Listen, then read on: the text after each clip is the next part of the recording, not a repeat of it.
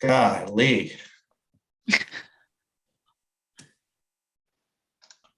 All right, so we're live now. Yes, you are live. All right. Apologize to anyone who's watching that we're a touch bit late here. We had some technical difficulties with YouTube. So we will go ahead and get started. Call the meeting to order and start with the Pledge of Allegiance. Kevin, if you hold on 1 second, we can pull those slides up if Hunter makes me co-host. Okay.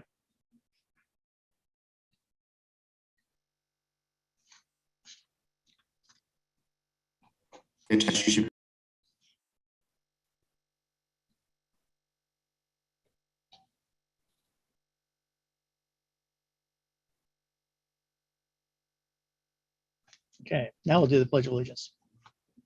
I pledge allegiance to the flag of the United of the States United States of America, to the and republic to the republic from which it stands, one nation, one nation, under God, God, with indivisible, liberty, with liberty and justice for all.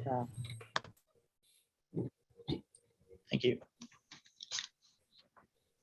All right, we'll start with roll call. Just make sure I see everybody. 1, 2, 3, 4, 5, 6. Everybody is here. Can I get a motion to approve the agenda? So moved. Second.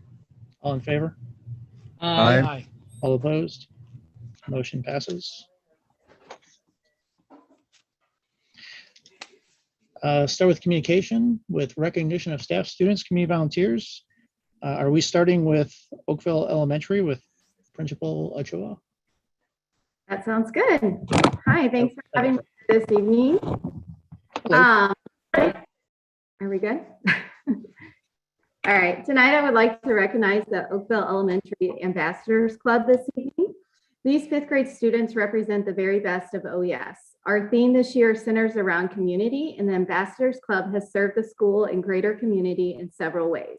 A few notable examples include creating bus safety videos for our students, raising over $1,000 for an OES family battling cancer, adopting an OES family for Christmas, buying, wrapping, and giving gifts to the entire family, leading the students in recognizing community members on Veterans Day and on 9/11, heading a food drive in collaboration with the Elks Lodge.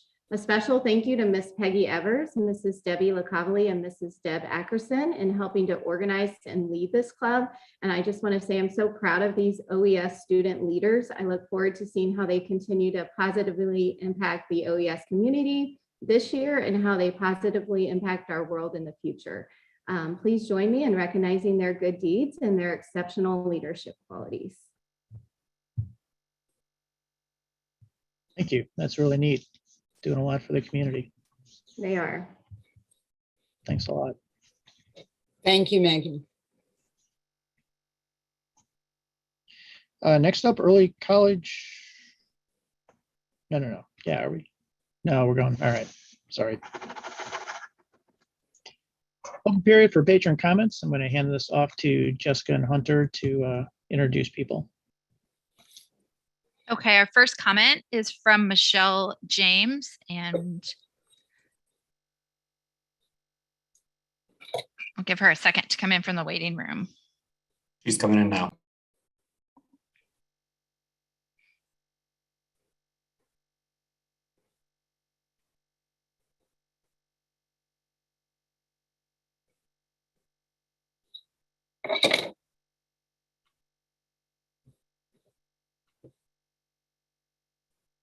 Michelle, can you hear us?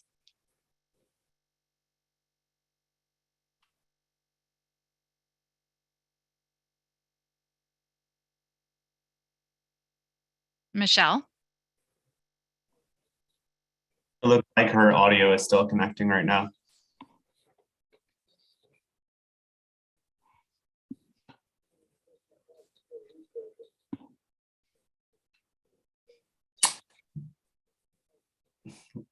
Do you want me to move her back in the comments? Oh, looked like she was almost in. There we go. Michelle, can you hear us? You can go ahead with your comments. Hello, can you hear me? Yes, we can hear you. Okay, so actually I was calling in on my phone and I guess it wasn't working because I was still in a waiting room. So I just wanted to call in and voice my opinion on the mask. I am really sick of the mask mandate. I think it's absurd that we are continuing to do this, even with 1%. It should be regardless, masks should be optional. All of our kids have proven that they can go to school and not spread this because the masks are doing absolutely nothing. Dr. Fauci has said, the CDC has said, everyone has said that these normal masks that these kids are wearing every day do nothing. You can watch the CDC, you can go to their website and even see that the N95 masks are the only ones that do anything. So basically we've been wearing them for the last year and a half for show, and it's time to let go. It's time to move on. My son comes home every day. He has a headache. He's sick. He doesn't feel good. His head hurts. And it's all because of the mask. We can do anything else. We can go everywhere else. We don't wear a mask. Nobody wears a mask in this house. And we're all fine. But that's a risk that we can take. And that's a risk that we're willing to take. And parents that want to send their kids to school with a mask should feel that they can send them to school with a mask and be left alone. And I've told my son that too. You know, I know we're going optional next week at our school. We haven't started yet, but I told him, don't just leave people alone. And if they want to wear masks, let them wear masks. Nobody needs to bully anybody, but I'm so sick of it. And I'm sick of the teachers. They're adding confusion to these kids, you know, yelling at them for if their mask falls down, if it's below their nose, if it's underneath their chin, blah, blah, blah, blah, blah. But I can see pictures on your Facebook page. You have pictures with kids that their masks are under their nose. What's the point? I mean, seriously, you guys have to stop the madness. There's entire countries that are done with it. We're over it. We've passed it. We need to move on and learn how to live with it. And that's all I have to say.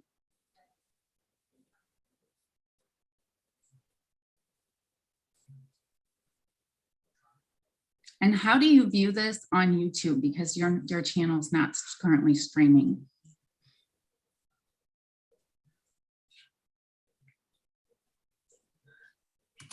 It is streaming on YouTube now. Okay, it wasn't before I joined, so, or when I was in the virtual waiting room, it was not streaming yet. So it is now? Yes, ma'am. Okay.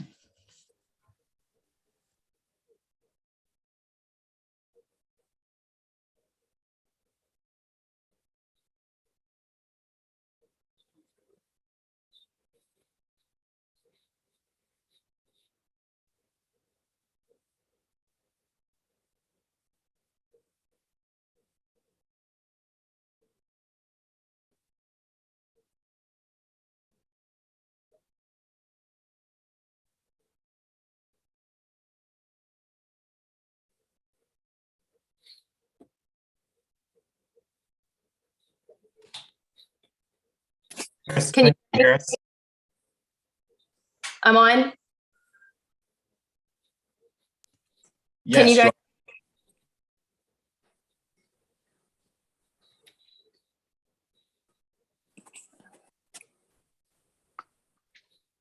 You can go ahead, Krista. Okay, you can hear me? Yes. According to Scott Gottlieb, cloth masks aren't going to provide a lot of protection. That's the bottom line. This is an airborne illness. We now understand that a cloth mask is not going to protect you from a virus that spreads through airborne transmission. According to Dr. Leanna Wen, cloth masks are little more than face decorations. There's no place for them in light of Omicron. According to Dr. Chad Roy, a microbiologist at Tulane University School of Medicine, quote, cloth and surgical masks do absolutely nothing for protection from ambient virus. Guess what most children and staff are wearing at school? Cloth or surgical masks. They've been wearing the useless masks, the masks that do not prevent an airborne virus from spreading. My children, along with many other children, will never be attending school in N95 masks. If the other masks are useless, why on earth would they be mandated at any point, no matter what the positivity rate of the school is? Not only are the masks kids are wearing useless, they're causing mental and physical health problems. I've told you time and time again about the issues actual children in our district are having because of masks. And you knowing now what I knew then, that the masks are useless, what purpose is there in forcing our kids and staff to wear them?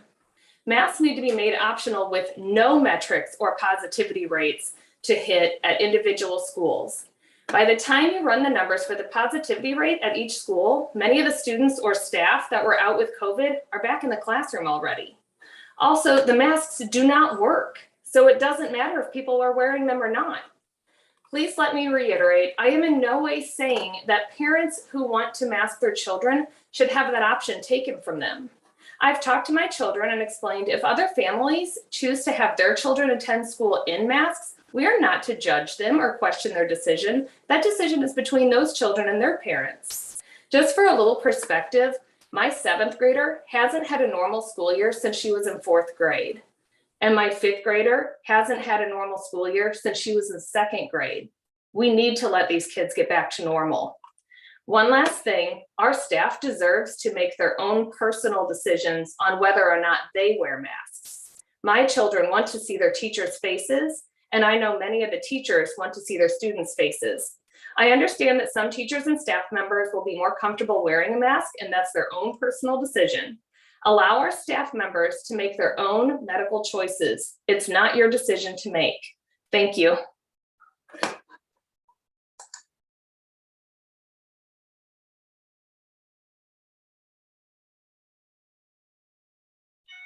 Our next speaker is Grant Spencer.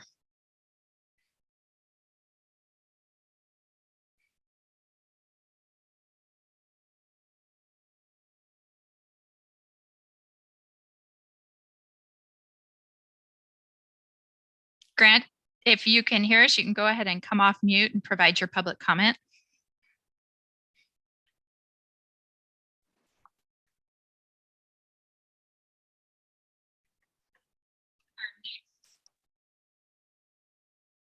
Okay, can you hear me?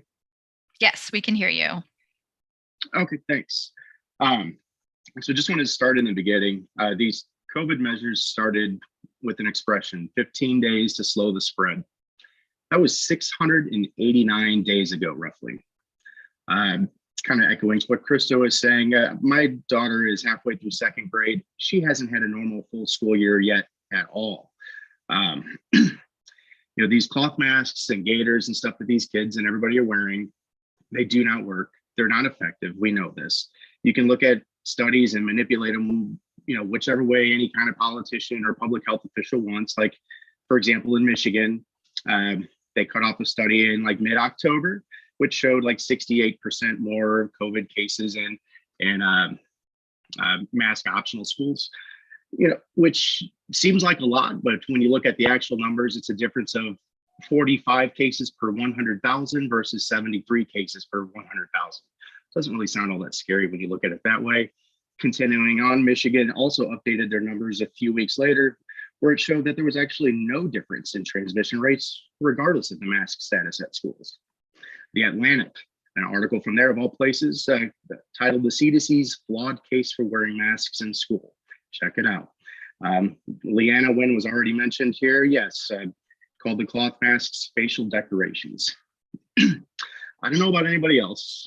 I don't view, I don't want a facial decoration on my child, or at least give her the opportunity to breathe freely should she choose.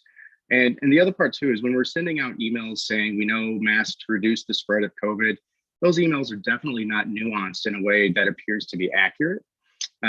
Things like the N95 or KN95, if you need them to protect yourself, by all means, look into those or the other options that are available.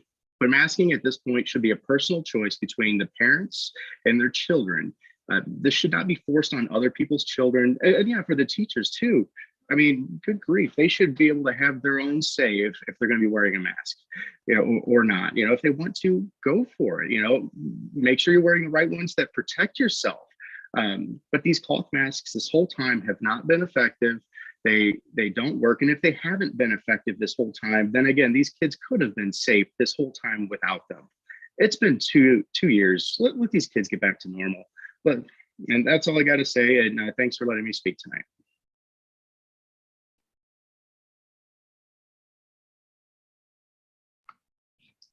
Thank you, Grant.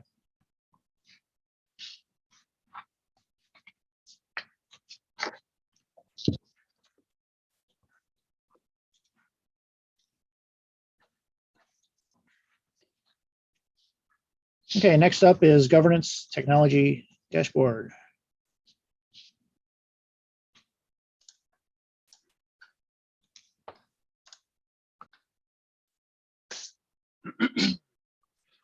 Hi, good evening, everyone. Can you hear me okay? Good, excellent. Well, thank you for the opportunity once a year to get in front of you and share some bit about our technology. Next slide. I want to first take a look at our department at a glance, and this is just kind of what we have on staff. Now, it's at a glance, but please don't glance over it. I think this number is incredibly important. If you really look at it, this same little core group of people and shockingly small number of people accomplish massive things throughout each day as we take care of our district infrastructure and all of our users. And this number of people has not changed since I've been in this role, 2016. And I just really want to focus on that number because I'll be making references to this throughout the slides with our just incredible growth in the area of technology over the last few years. And just the limited resources we have and how we stretch them through each day. So next slide. This is key right here, our employees' years of service. If you look at it, half our staff now has been in our district over 16 years. That's impressive that we have longevity and loyalty in our district. I want to make a point that throughout the pandemic, we have lost a lot of employees in the rest of the district and have encountered some really difficult workflow issues. But IT, everyone has kind of stuck it through. They've remained loyal. We've not lost anyone. They've been here since day one, and very proud of that. They're a very devoted group of people. Next. So I'm going to spend a little bit of time with some kind of mundane details. It's kind of just some numbers about our hardware that we support, and then go into some other topics here. And hit some highlights. So you can see our desktop computers in every classroom. It still continues to trend down. And notice I had just said classroom because we don't have a lot of labs anymore. They've been removed over the last few years as we become one-to-one with the Chromebooks, and we use those spaces for other reasons. Next. Our Windows-based laptops have kind of leveled out. You might see that spike early in the 16-17 school year. For those who've been around long enough, remember that our one-to-one initiative started with Windows-based laptops before we switched to Chromebooks in the 17-18 year. But right now, about 800. We've deployed a few extra over the pandemic. They still serve their place for the PLTW program and for most administrators. Next. Chromebooks. This is, I want to take a quick look at here. This is a big one. If you've seen just the explosive growth, obviously, as we went one-to-one. And then even over the last year, Google did a good thing. They allowed us to keep Chromebooks for a few extra years just for support. Typically, they have been supported with security updates and operating system updates for about 4 years. They've extended that to 5.5, sometimes 6, depending on the model, if they last that long. They do take a beating, and a lot of them don't make it to that point. But this has been critical for us to be able to keep those extra units this year because we dipped into those to help with supply chain issues when we didn't have when there were delays getting Chromebooks with supply chain issues, and to kind of bolster our repair facility, they've been nice to have. But as a result, we do have a lot of Chromebooks, one for every staff, one for every student, and about a 15% reserve for spares. Next. Printers, hovering 300, 322 printers or so. That's kind of stable too. We still really heavily encourage staff to use our print shop. It's significantly cheaper to go through the print shop for printing needs, and they have done so. Next. In classroom projectors, I like to say that every instructional area is covered with some sort of projection equipment or a television, something that the teacher can share or share their display with. And I say the 50 flat panel TVs becoming incredibly popular. because of the price point, a 55, 65, 70-inch TV is extremely affordable and almost preferred in sometimes in small spaces over a projector. Next. Smart boards. This is kind of interesting too. Every elementary and some middle schools have those smart boards installed.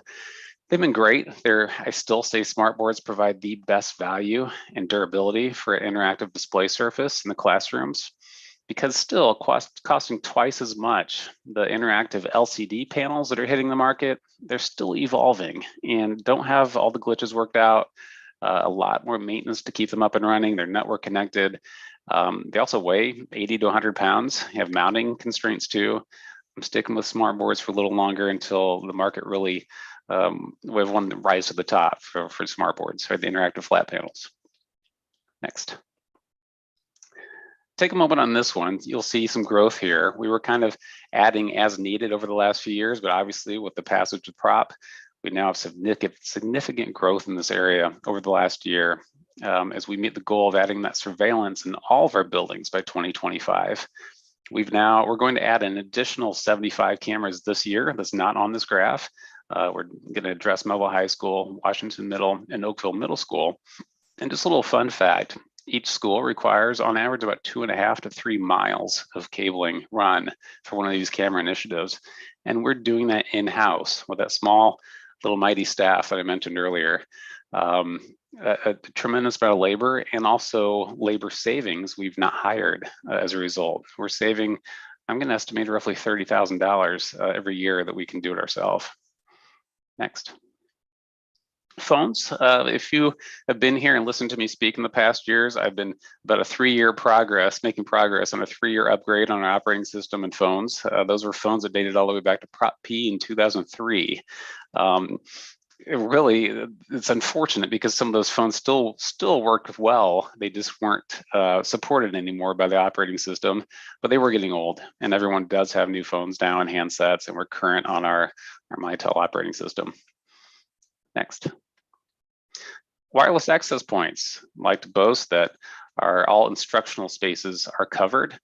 You'll see we added 5 more this year. That's by request, or extra spaces have been made and turned into instructional spaces over the last year, but we obviously are responsive to any request for more wireless. Next. So our total number of supported devices, conservatively, I would say, is over 22,000, because we're still not counting document cameras and docking stations and monitors and every other little peripheral and gadget and thing that goes wrong and people call us on. It's a lot of devices here in our district that has grown considerably just since the 16-17 school year. Next.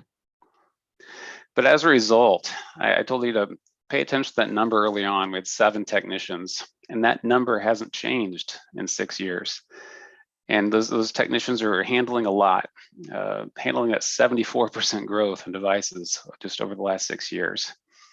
And they're starting to feel the weight of that amount each day. Next. So our total completed help tickets, about 10,800 over the last year.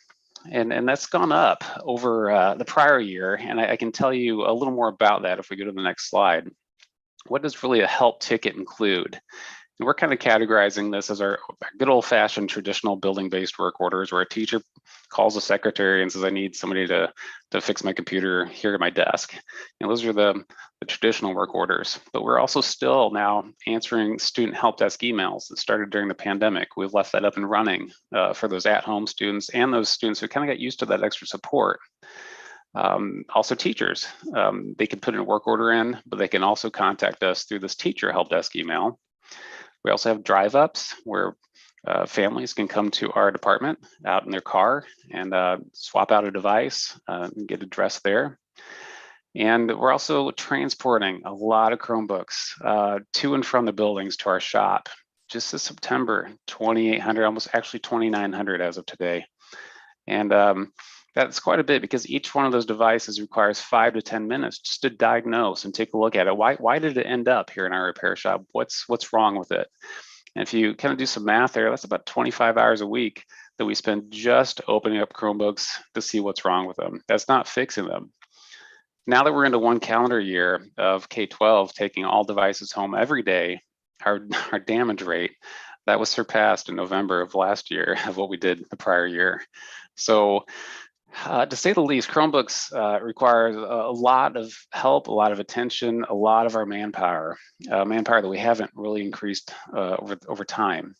And really what's changed too over the last year or two is that once we were kind of insulated, our department was insulated from the front lines. We were kind of behind the scenes, handling work orders, delivering things to buildings to give out. Now we have a lot of direct contact with families, with end users, as they call us directly with help, they email us directly with help, drive up to our shop, swap and trade things. And it's that extra help and resources that we're tapped into now. So if you kind of add some of this up here, it's well over a 20% increase even over last year too. Next slide. All those Chromebooks, people are using them, they're using data, and you can see our data use continues to go up, about 3.7 terabytes a day, which is quite a bit, but we're also handling it well. I don't want there to be a bottleneck, so I've just signed a contract to upgrade our internet to 10 gig, which is 20 times more than it was when I came on board just in 2016. We were at 500 meg at that point, which some people have in their house now. Next slide. This is a new slide for this year. I talk about resources and things changing. And if you've had the opportunity to kind of read over this little blurb, I couldn't say it more succinctly, though, that we have undergone this extreme digital transformation.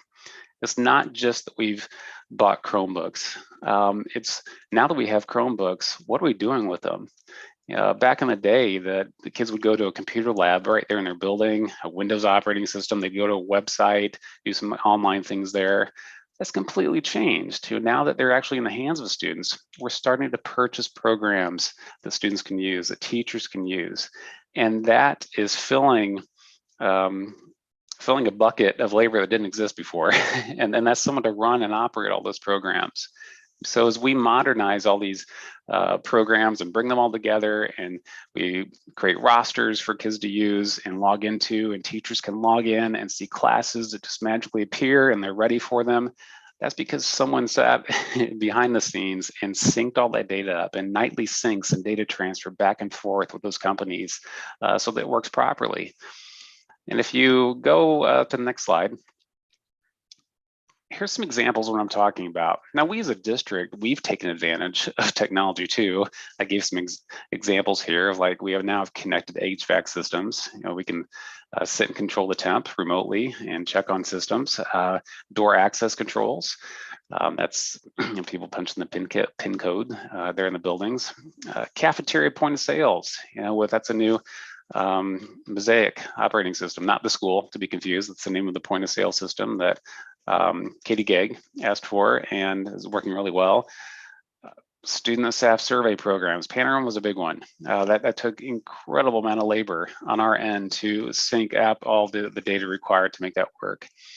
And if you think about textbooks now, gone are the days, even when I was teaching, not that long ago, it's not just about having that paper copy or that hardback book.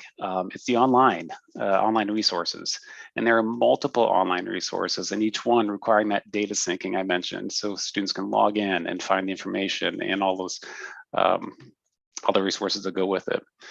Benchmark testing is huge, multiple benchmark testing websites. And what's unique about this is that the timeliness of it is.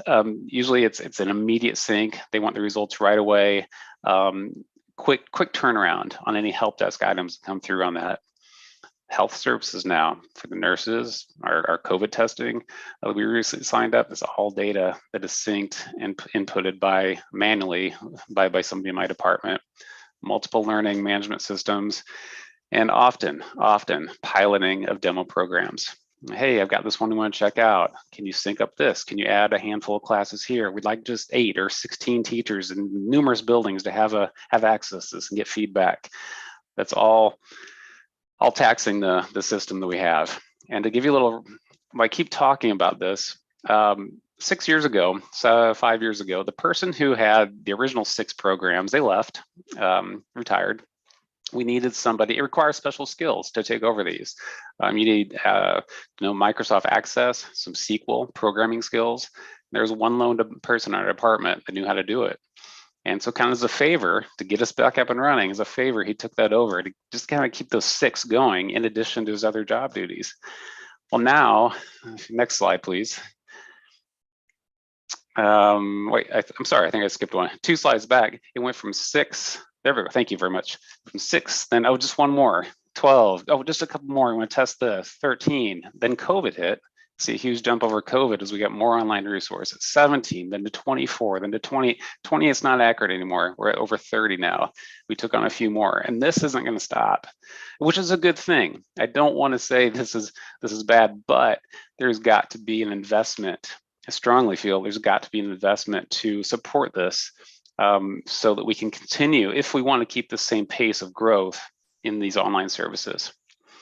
Next slide. And next slide. So enough about that. Another big one, I wanted to make sure I had a dedicated slide to this because you cannot turn on the news and not hear about cybersecurity. And I want to assure you that we've done everything we can to stay current and on point in this area. We've made significant upgrades to our endpoint protection, our 24/7 threat assessment, endpoint monitoring. And what I mean by that, I want to speak to is that I have more of a premium service to where, yes, before this, we were getting the alerts to our department that, hey, there might be something we need to check out or a potential for a breach, but guess what time of day they come? Hackers aren't gonna hack you at lunchtime in the middle of a Wednesday afternoon. They're gonna do it 2 in the morning, 10 at night. They're gonna do it when the office is empty. So now we have an extra hired set of eyes. Their average response time is 8 minutes to triage and under an hour to mitigate. Highly worth the service. We had some incidents that occurred over Christmas break, for example. Everyone's having a great time with their family, but our monitoring, offsite monitoring is going well. Also, multi-factor authentication for high-risk users. We do an annual network penetration test by an outside third party. We regularly update our plans, our response plans. We back up our data offsite here in the district. End user training, simulated phishing email campaigns. I've even spoken to some of you about that before. And we also have the opportunity now to share out with our teachers. I speak to all new incoming teachers each year, and really promoting it's a paradigm shift. It's not just, hey, IT, make sure everything's secure. Real risk comes through our end users with these continuous attacks through simulated phishing emails. So all users here in our district are cyber risk managers, not just the IT department. Next slide. So where do we go from here and what are we going to focus on? You might have heard a theme throughout this that we're kind of hurting for resources. We've had the same group of people in our department, but our amount of equipment and infrastructure and resources has grown considerably. It's kind of the opposite effect that we've seen in other departments here in the district of where they've lost workers and each person does more, or each person doing more in our district because we're buying more, we're consuming more, and we're supporting more hardware and programs. I want to continue to support all of our district construction initiatives, and that we certainly do have enough going on there with all of our prop initiatives, our safety and security with our continued surveillance program, our infrastructure, constantly updating that so we're current, adapting to that threat landscape. Want to stay current on that. Actually going to speak next month with Dr. Gaines at our national conference on cybersecurity. And I want to make a point to that. I'm telling you all the good things we're doing. It doesn't mean we're going to be breached someday. But what I can tell you is that we're not going to be the low-hanging fruit, and we have a plan if we do. And that's the most important thing. So that disaster and instant response planning, and somehow to try to continue to involve those students. And so when I talked about the Chromebook repair, and if you've been on the board a couple of years, you heard me talk about getting students involved. We were, right on the cusp before COVID hit of having a good student program where they were starting to come in our department and foster a path for them to go through and into technology. And that just fell apart with COVID, and it's been hard to get that back up off the ground. And We have, I guess, three high school students that come work with us as our schedule allows this semester, and trying to grow that over time. So I hope you've enjoyed this. I'd love to hear any questions or comments you have. Open it up for discussion. Well, Paul, I always enjoy your presentations. Being in IT, I'm always stunned and amazed the amount of work that your staff does with the amount of devices you do. And you've taken this growth and you've not grown staff. There's a number of IT departments that would crumble under that kind of growth over 6 years. So applause to all of your staff and yourself for keeping things running and being forward thinking and trying to make sure that we're working towards the right things at the right time, as well as thinking of the right things that we haven't got to yet. So if your staff is starting to become overburdened with this, we definitely need to make sure you get the right resources to make sure everything's going correctly, because without the IT department, there's so many things in the school district that would not work correctly. And we need to make sure that you're properly supported and maintained to make sure your staff is working as efficiently as possible. Thank you, Jeff. Jean. Yeah, I just had a couple comments, Paul. First of all, thank you for the tremendous amount of work that you and your department do. And as you know, I'm occasionally challenged with some of this IT stuff. So I'm not absolutely certain what the needs are, but I know you need help. And I don't know if that would be like in the area of a diagnostician or the data entry, or what the job entries, or the job opportunities would be. But I hope you'll consider trying to, back to the grow your own plan, I hope you'll try to get that back up and running again, and have some entry level students that are maybe not seeking to go to college, but that would, maybe get further training along these lines and be an employee there. By finding someone at home, I think we could continue that loyalty that you already have in that department. And then the other question that I had was, that was not a question, but you mentioned that you encourage the teachers to use the print shop more, as opposed to using what? The printers, and they're small printers in our building. We support printers in the building, and the per cent copy paid, it's about 3 cents a copy for black and almost 8 to 10 cents for color. And it's just a fraction of that through the print shop with their higher volume equipment. But now the print shop is off the premises, correct? The print shop is located there at Witzel, where we are next to the CO. And it just it does require more planning. It's for those teachers who can think out a few days, a week in advance, put the request in, because it's I don't know exactly, a 2 to 3 to 4 day turnaround to get print jobs back. Yeah, so that's probably the hang up there. So I understand. And as a former teacher, I get it. Last minute changes. It's very handy to go right to your local copy machine in your building and run off a set. Yeah, I get that. Well, I'm sure hopeful that we can get you some help there, in the very near future. It sure would be a worthy place to put some people. So thank you very much. And to respond to that, I do want to say thank you to Ms. Jennifer Hansen, who I have been meeting with several times over the last 6 months, and will continue to do so. We're trying, and Marshall, to try to work on proposals on what that might look like. Okay, good. Yeah, so I'd like to chime in right there, if you don't mind. Same takeaway as Jeff and Jean. Obviously, you are very overworked, and kudos to you, Paul, and your staff. But really the fact that all of your employees have stayed loyal and are probably being dogged at work because there's so much work to do, and yet they are being loyal to the district and to you, speaks volumes about the way you handle them and manage them, I would imagine. So thank you so much for that.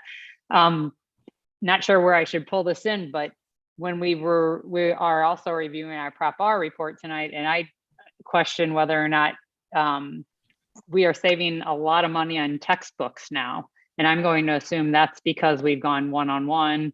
And then, as you mentioned, all the different software and apps that we are able to provide our students.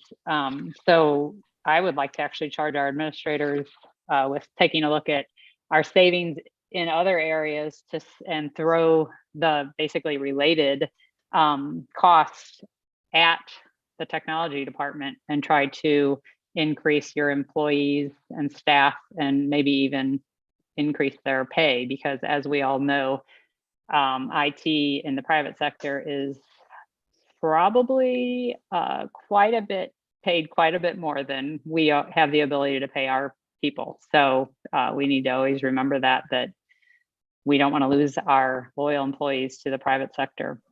Just in your report tonight, Paul, the $30,000 you saved the district in cabling, we have to take that into consideration, obviously. So anyway, that is my biggest takeaway, is I would like to charge our administration with trying to come up with some creative ideas. And I know you said that Jennifer and Marshall are working with you, so that's perfect. That's what I was hoping for. But I think we need to make this our mission to get more help for your department. It's probably one of the most important departments we have, besides everything else. Everything's important. But so thank you, though. No, thank you. I guess I've got a couple of comments. You talked a lot about having to move data between applications and vendors. Do you have the physical equipment and bandwidth that you need to make the copies of everything you're sending back and forth? And do you have it off-site and on-site enough to meet your needs? That's my first comment. Yes. The hardware, bandwidth, equipment, not the problem. Truly, the bottleneck is the manpower, that skilled labor person to perform that work for us. My other comment, obviously, cybercrime is kind of a big issue everywhere. Do you think we have policies and procedures in place to cover that right now, or do you think we need to take another look at that as a policy committee in a district to make sure it's up to date? It's not a 1998 policy, but it's a little more recent. No, I'm glad you asked that, Larry. Actually, last year, I want to say within the last year, we revamped and adopted all of the current policies for the technology, safety, security, account creation. Everything has been looked at, eyes on. We're good there. And I think it's up to the policy committee to make sure anything we've got in the 300 plus policies that kind of govern us from a board perspective also handles that technology need as well. Yeah, I agree. And I have confidence just because I have recently looked at it over the last year and a half. Like I said, I know we recently adopted a few of the most current ones that came out of MSBA. I couldn't quote which one. I have to go back and look at it, but yes, I feel we're current on it, on the tech. It's just a matter of who's reading them. I know we follow them. I'm more up to date on them. The average Joe staff member probably isn't. So that's where the education and training is really going to come from too. Well, my hat's off to you, because I've worked in this field for a long time and I know how tough it is, and you articulate the needs and the issues very well. Thank you. Thank you, Larry. Hey, Paul, it's Pat. Just want to say thank you so much for your presentation. As you know, I've used your staff before for some help, so I can give firsthand knowledge. Forecasting into the future, we've seen these huge growth in the past 5 years for how much technology we have.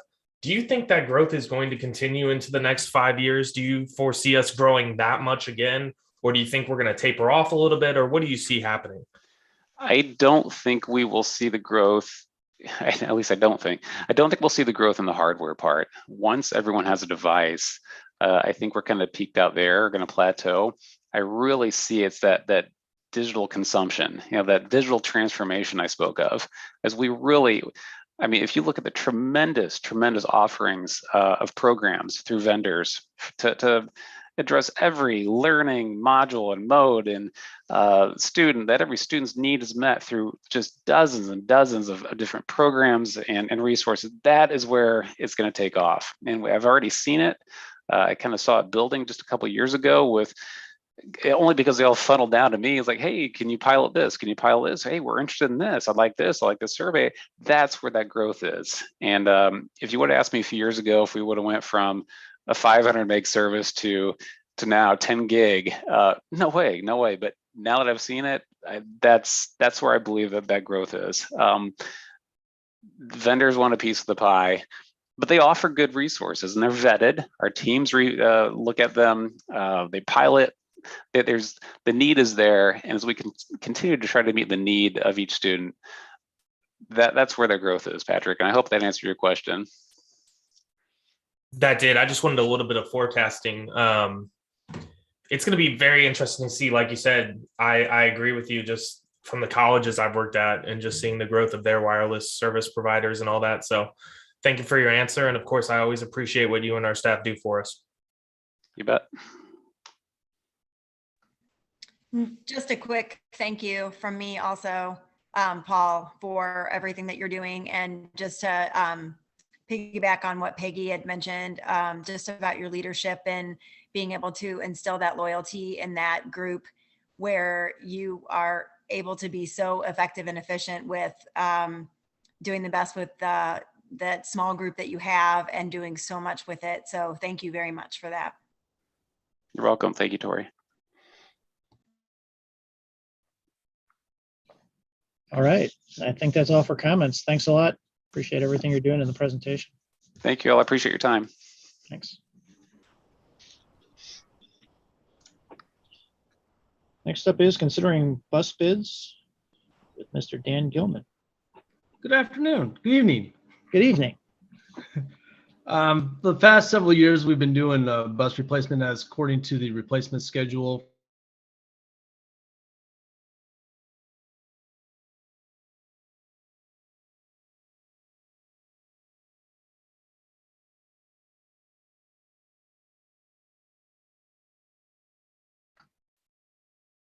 Did we lose Dan's sound or am I the only one?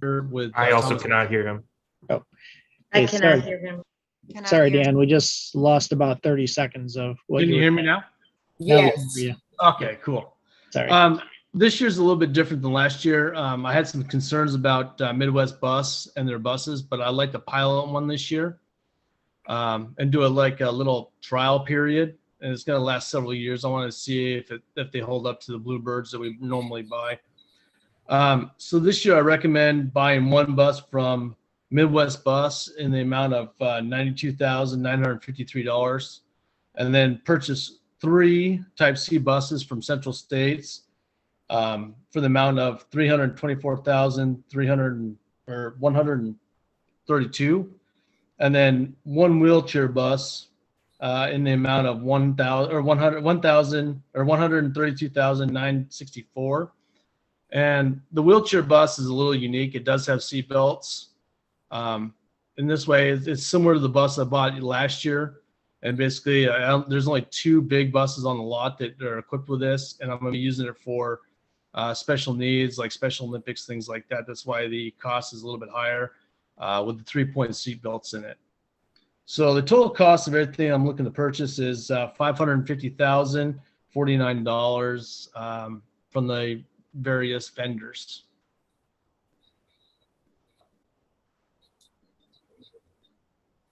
Gene? No, I was ready to make a motion, but I'll wait and see if anybody's got discussion.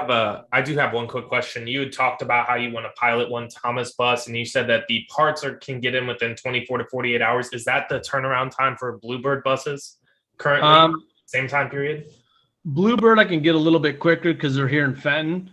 However, I want to try these guys to see if they live up to what they're telling me. And they're also saying I can get this bus service locally instead of going all the way to Litchfield.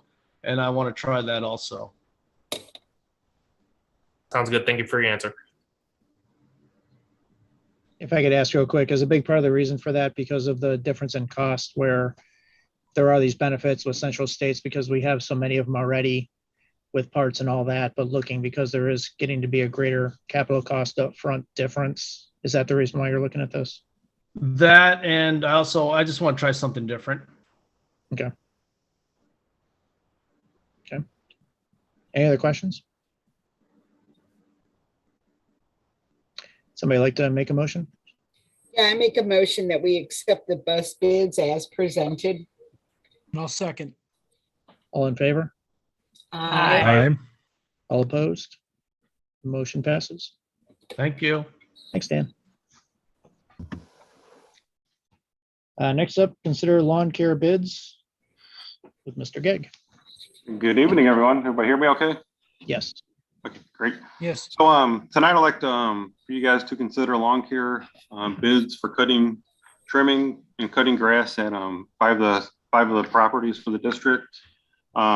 Due to the current labor shortages and the ability to hire new employees, contracting a lawn care service to cut these grounds at these 5 locations would assist our current grounds crew with the ability to maintain and address other needs that the district has. These needs include mulching, trimming, dead branches, trimming bushes, just all the other needs that grounds consist of. So the contract would include 26 cuts at the following locations: would be Hagman, Point, Rogers, Troutline, and Washington. Give you a little history. Back in 2019, we keep 5 full-time staff on the grounds. So back before pandemic, we had 5 full-time. Then we usually hire seasonal grounds, which runs they run about 8 to 9 months from March to about end of October. We usually run about 2 or 3 of those on staff. And then we also hire like college kids in the summertime, college students. We usually keep about 3 to 4 on staff during the summer, about 8 to 9 weeks to assist in grass cutting as well. So if we go back to 2021, we averaged about 4 full-time staff, 0 seasonal, and we had 2 summer college students that helped cut grass. One worked about 6 weeks and the other worked about 8 weeks. So we were hurting pretty bad, trying to keep up with the grass. So with that said, we'd like to get some additional help with some of these schools. And I'd like to move forward with the lowest qualified bid submitted by Loya Landscaping in the amount of $36,062. Anybody have any questions they want to ask? Can I ask a question? Oh, sure. Go ahead. I just was wondering. Oh, sorry, go ahead. Sorry. Oh, okay, thank you. Wondering about the specific schools that were chosen, if there was a reason for that. And then also just knowing the predicament that you all have been in and the difficulty with hiring, is it something that we should be looking at to expand the scope of hiring out another company to do more than just these 5 schools in order to alleviate the burden on the staffing issues so that you're able to do what you need to do with other parts of the district? The reason I chose these 5 schools was they're the farthest schools away from our facilities department. Okay. They're both, 2 are Rogers and Trout, or Rogers and Point that are out Telegraph, and then we got Hagman, off 21, and then Washington and Troutline are out there as well. So that would save some travel time for our current groundskeepers. Got it. That's the reason we want those 5 locations. I think just if we just get those 5 schools under contract, would greatly assist in the current crew we have to do with the other duties that are needed. Okay. I don't think there's any reason to go any further than the 5. Okay. Okay. Thank you. Jean, you do have a question? yeah, no, I just had a comment, while you've got this 32,000, or I'm sorry, what was it, $32,000? 36,000. Okay. But what we also have to consider, like you just said, is the savings that, in the travel expenses and on our equipment. And, there's the manpower that we can use elsewhere. And I think that's a good investment in savings on staff and equipment. So, yeah, I'm cool with it. Definitely. I have a question. Do you know about how many employees it typically takes to cut one school and how many hours they're there? Repeat that one more time. You know approximately how many employees it takes to cut, like, let's use Hageman as a for instance. So they're at Okay. Hageman. How many go over to cut and how many hours does that take? So Ish. we kind of broke it down. So Bernard and Hageman could be cut in one day, those two schools, and it would be a team of 5 to cut those 2 locations. And is that and we normally supply 5 of our own employees to do that? Correct. Before, okay. All right, I wasn't sure if we were talking about Loyette or, okay, so 5, all right.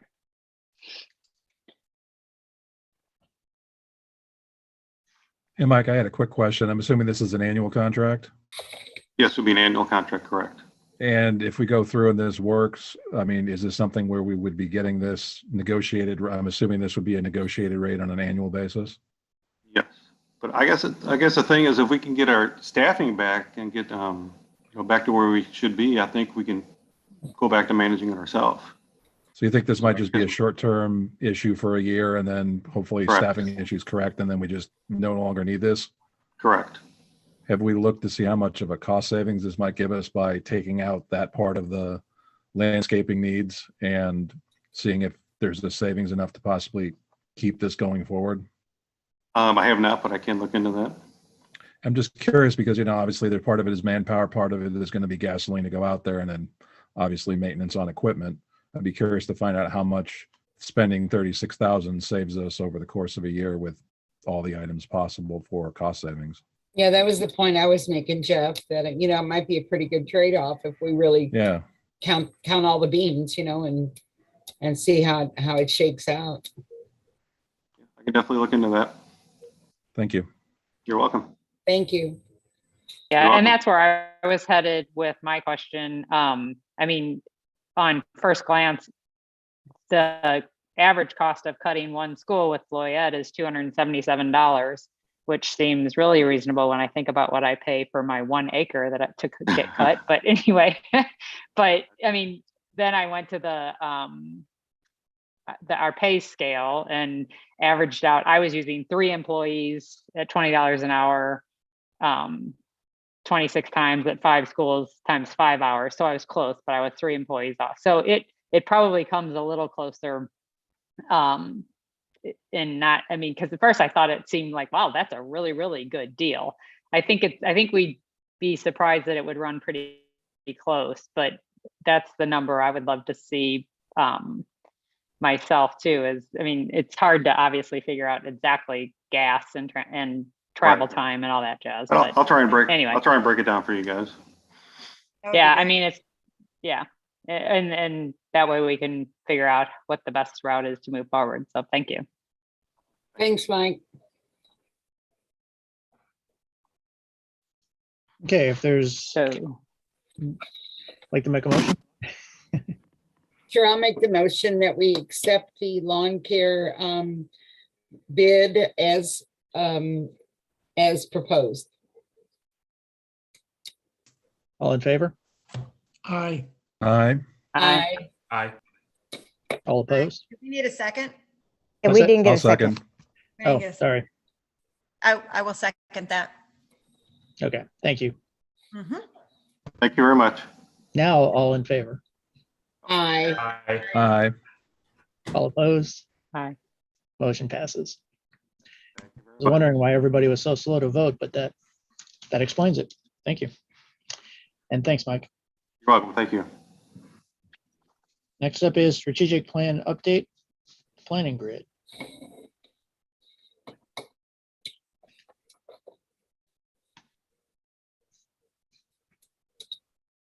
Well, good evening, everyone. I'm going to apologize in advance. My internet connection is not incredibly stable, so there may be a little bit of in and out.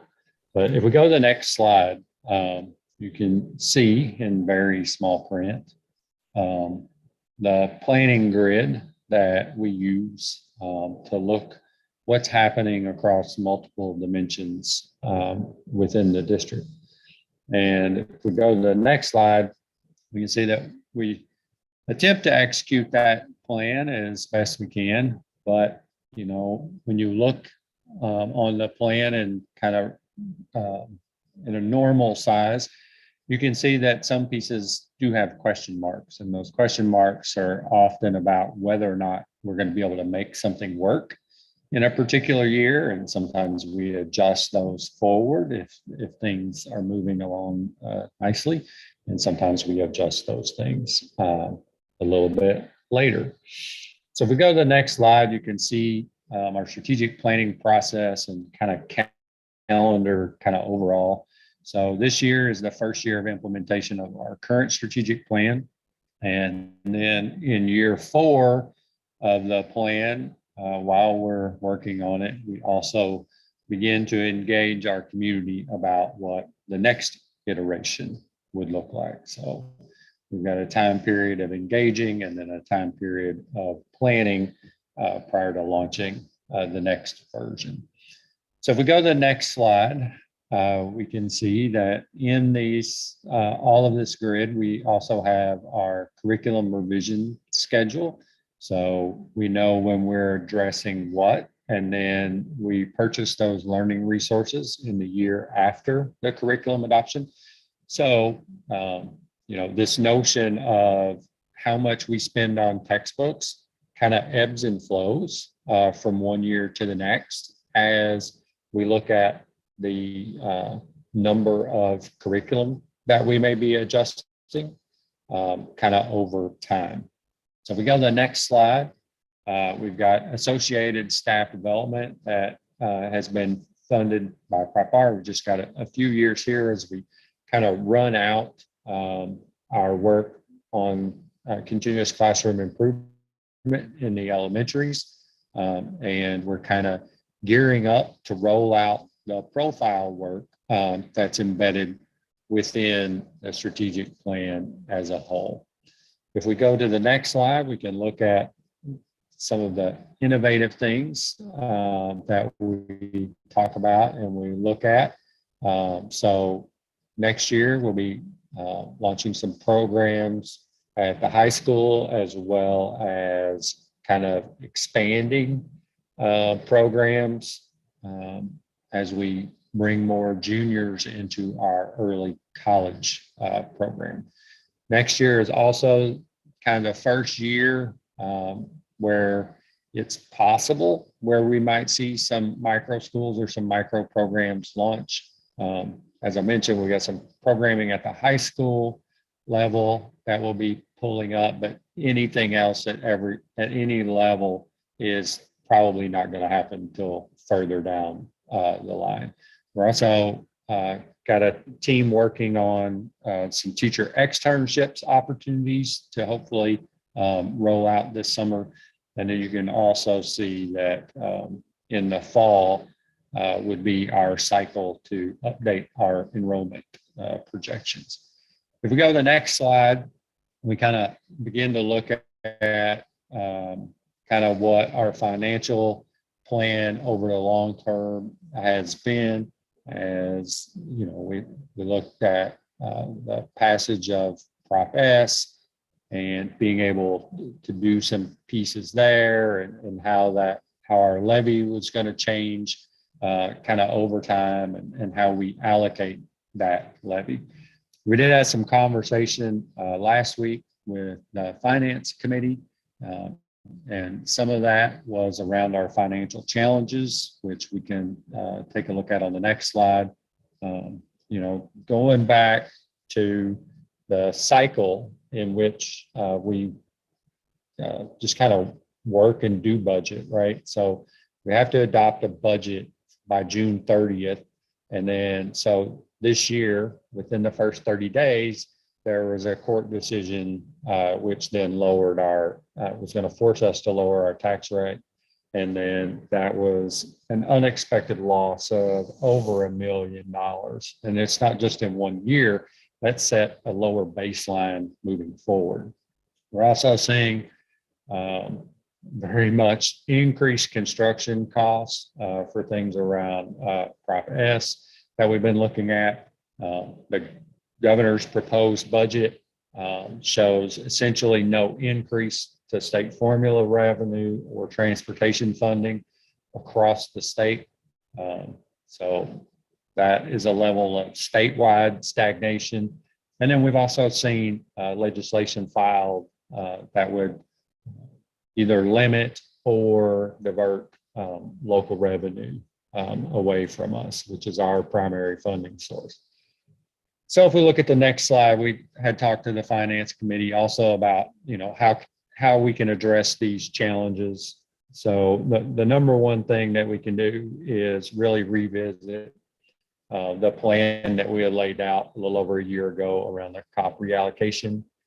We had talked with the board before about how we can shift some capital funding around to try to maintain our Prop S promises. And kind of what's new and kind of what's somewhat been out there. The board has kind of heard from a number of buildings this year, and one of the things that often is talked about are these interventionists and positions that have been funded with these ESSER dollars. This is year one of those dollars. We'll have 2 more years of that, assuming lawmakers do actually pass a supplemental budget and that money can flow to us. But as we said, going back to last May, when we presented the ESSER plan, is that the plan is that these positions would go away at the end of 3 years. So if folks want to maintain those, a ballot issue is probably going to have to be under consideration to extend those positions.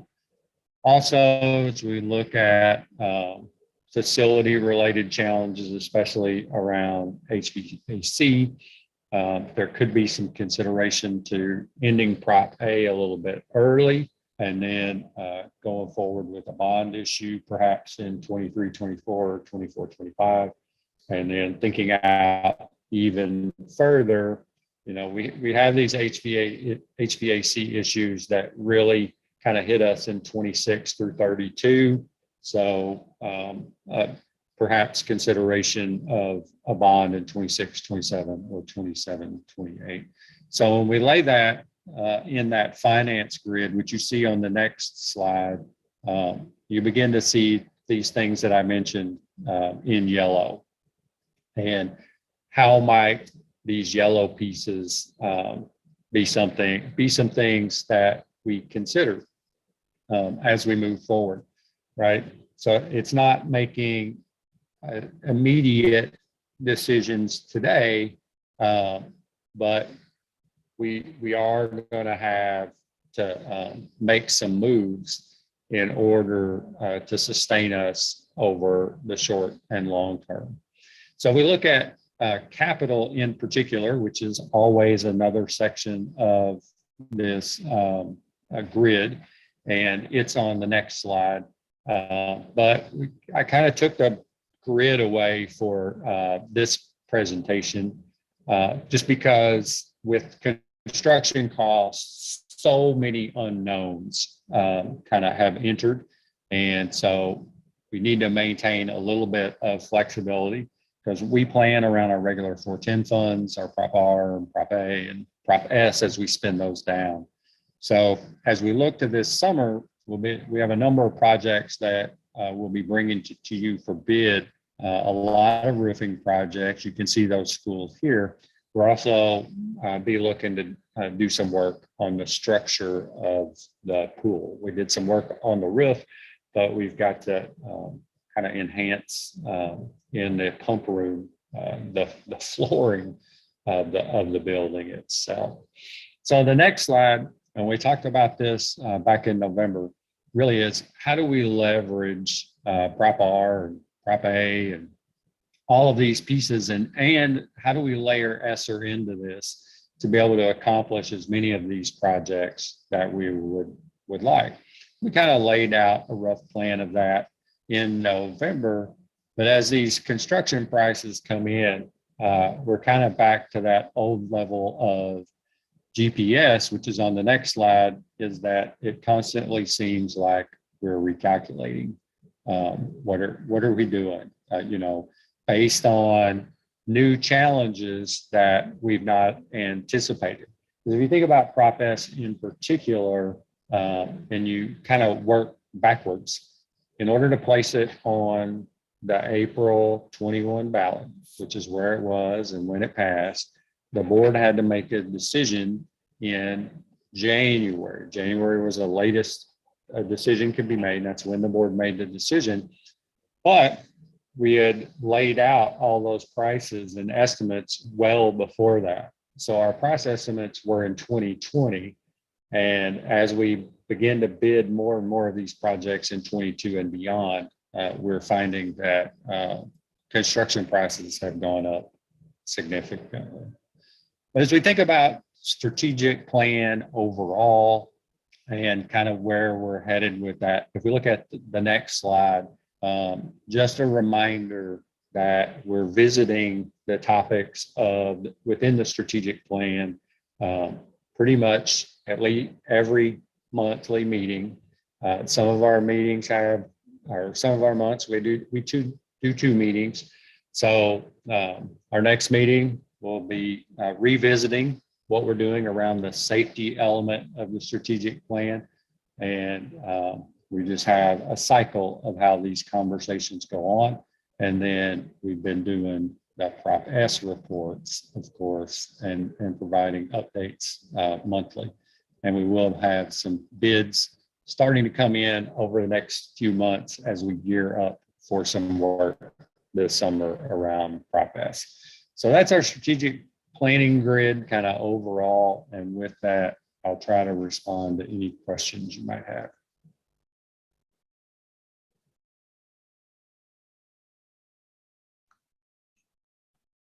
Anyone have anything? Okay. I think we're good on that one, Dr. Gaines. If you want to go on to COVID-19 update.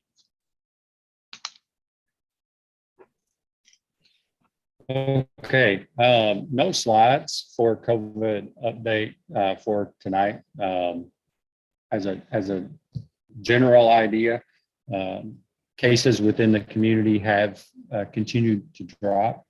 They do remain over the CDC high transmission level for community, but we've got essentially the same resolution that the board passed on January 20th with one piece changed, and that is, and it was discussed a little bit at January 20th, we did remove the continued mask requirement for employees as when their buildings went mask recommended, as we seem to have somewhat turned the corner around employee challenges and sub challenges. Now, don't get me wrong, we still have departments that are 80 to 85% staffed, especially on the support side. But we aren't where we were a couple of weeks ago in terms of struggling to make things work every day. So that's why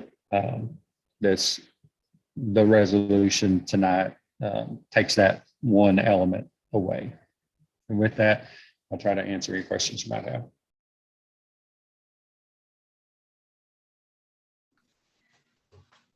Can I bring up and ask a question about the 1% point in regards to masking recommended versus mask required status, and get your feedback on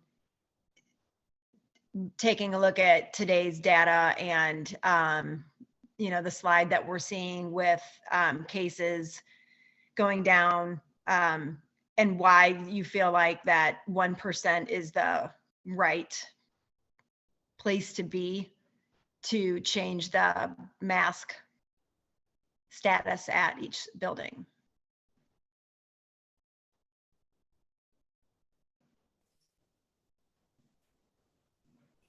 So I think I caught all that. I was kind of breaking up a little bit, and I apologize if that's happening on your end for me. If we go back to the fall and we look through the numbers, it looks like that the 1% would have caught the things that we knew to be outbreaks at the school or within our buildings. We are certainly seeing decreased numbers are kind of overall with among students and staff. However, we still continue to see parties, birthday parties in particular, where a lot of kids at a particular party may end up testing positive, and so we do see these anecdotally kind of flashes, if you will. We are continuing to see that, but overall, we're seeing a significant reduction, given that we've missed 3 days of school. Within this 5-day masking period, we anticipate that will have a significant impact as we look at where the status of our schools are on Monday. So would you say, I mean, I know there's only so much you can forecast, and really probably not even much with COVID. However, looking ahead, what circumstances need to occur for that percent to increase for our buildings? I think as we look at continued declines, I think some marginal increases into the near future are not out of the question. But I also kind of continue to think back to this notion of high transmission, and that we still remain in a level of high community transmission. And what we have seen in the buildings has been a reflection of what's happened in the community, and that, you know, some of our data sources have kind of dried up to some extent, because some of those data sources were really tied to the emergency order. So when that kind of ran out on December 31st, some of those pieces have kind of dried up. But we are seeing that on average, the last few weeks, other than that just really fast spike right after Christmas, the cases within our community that can be attributed to school-age kids has been running around 24 to 27%. So, you know, about a quarter of the cases in our communities are school-age kids. Okay.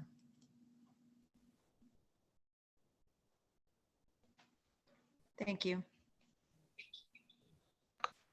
I'd kind of like to jump in on this one though, and maybe put some thoughts out there for why 1.5% might be something we could think about. And going to start with what Dr. Gaines said about 1% caught the outbreaks from the fall. Definitely true. I thought 1.5 had also caught those. That typically when we had what we would consider outbreaks, they were higher than that. So that 1.5 still would have caught them, but that's some of the noise that came in between 1 and 1.5 that wasn't really an outbreak wouldn't be in there. So the way I referred to it when we talked about this before was false positives. And I think that's what this is that the reason for our trigger is to stop in-school breakouts. So when we see cases going up, we're trying to stop that by having masks in place.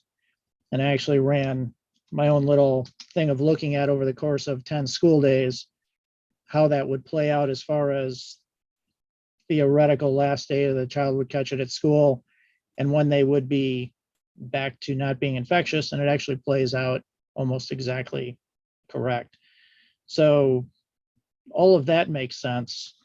But I'm a little concerned about going in and out of mask required and mask optional or mask recommended, and doing that when it's not a true breakout, to where it's those false positives between the 1 and the 1.5. There's another part that kind of plays into this too. You heard about the Dr. Gottlieb reference, which was pretty good. So a couple of things on that. Him and many other experts who talk about this talk about how Omicron is different, that it's more of an upper respiratory virus. That's where it latches in. It's much more transmissible, much more airborne, and that because of that, it's different than the prior versions of this. So the idea that masks didn't work for prior versions because it's not working as much, cloth masks in particular, are not working as much for this one, doesn't really hold. But the fact is of where we currently are at, and we're currently at Omicron. So there is truth to that, that the cloth masks are not working as well. Now, it's also not true that only N95s work. KN95s, I think it's KE94s, whatever the Korean version is. The CDC has something on their site that even says a disposable mask under a cloth mask has some protective ability. So there's some disagreement on exactly what has to be worn. But my point on this kind of comes to, with Omicron, a person has to be more deliberate about what they're wearing to protect themselves or other people from catching it. And if they are just wearing cloth masks, especially ones that don't fit well, it really isn't doing as much good in this situation with Omicron. An unfortunate thing, but it's a reality. So in looking at that, and looking also at the fact that we're coming down, we're coming out of this, we're not going into it. So going into it, I was kind of going for the 1.5, but I understood the 1.0, probably a smarter move, quite honestly. I'll say I was probably wrong coming into it, but as we're coming out of it, I feel like the opposite of that is probably true, that as we're coming out of it, we're going down. And if we're going to meet in 3 more weeks, how much further down is this already going to be at that point? And we won't be making a decision between now and then unless we decide to have a meeting in between now and then. And if we don't have to have mask mandatory, I don't think we should. So I think that's something we want to keep an eye on and stay on top of, and not necessarily wait 3 weeks for that. So with all of these things, the argument that I would put out there is we're in a good spot going to a better spot. People that want to have their kids protected and wearing masks or protected with wearing masks are going to have to do that by making deliberate choices for better mask quality or layering up masks. It kind of makes sense to me to look at this 1.5 also, and primarily so that we're not going in and out, so that we're really catching the true breakouts. Any thoughts or pushback or?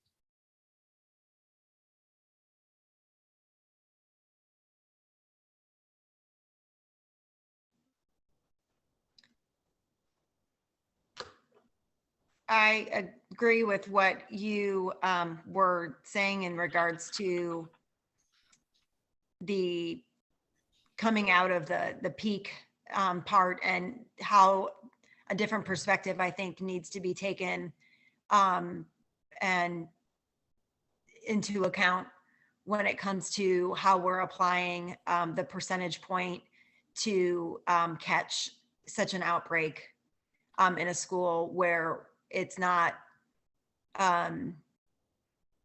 set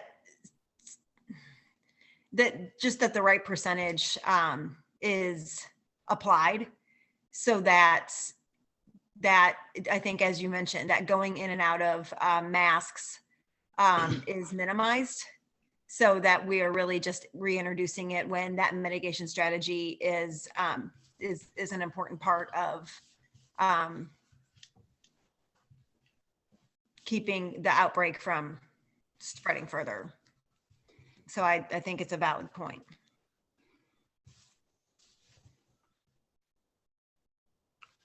Well, I'm still drawn to the fact that if you look at the community numbers, we're still in the 600, mid 500s to 600 range. I feel a lot better raising a percentage if we were down in the 200s, 150s, and we truly had come all the way down from the curve. But we're still at 550 to 600.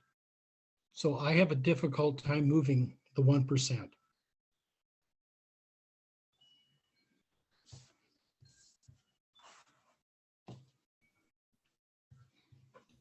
I mean, doing some quick math on the 1 versus 1.5% with the decision that was made for Tuesday, we would have mask recommended in 4 of the schools that are required now. Would have been MHS, WMS, Blades, and Hageman would have all been required. Everything else would have been recommended from one, if we were at a 1.5% data point, just to give a point of reference. I'm sorry, Jeff, at what percentage? 1.5. Okay. Yeah, and I would say, I think what we had at those schools doesn't look like a breakout with those numbers. It's 1 or 2 different from what we have currently. Right. Yeah. When you look at the numbers per school, I agree. It doesn't appear that those numbers reflect a breakout. I think the only one that was really close to that is probably Hageman, because that's basically about over 4%, close to 5% with last week's numbers. Yeah. Right. Yeah, I think definitely we want to catch that. We want to catch the birthday parties that have 10, 15 or more kids. Those kind of things, definitely. Although even that, unless they come into school, could be argued, but it does give the option for in-school spread if they go from the party to the school before they understand that they have symptoms, because it's generally 1 day before symptoms show is when they can be when they can be very transmissible, and when people can be very transmissible.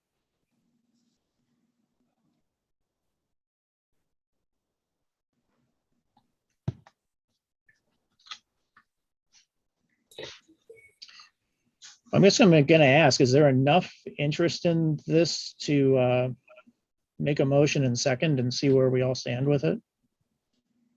I would think there would be enough interest to at least have a vote. I would be willing to make a motion to move from 1% to 1.5%.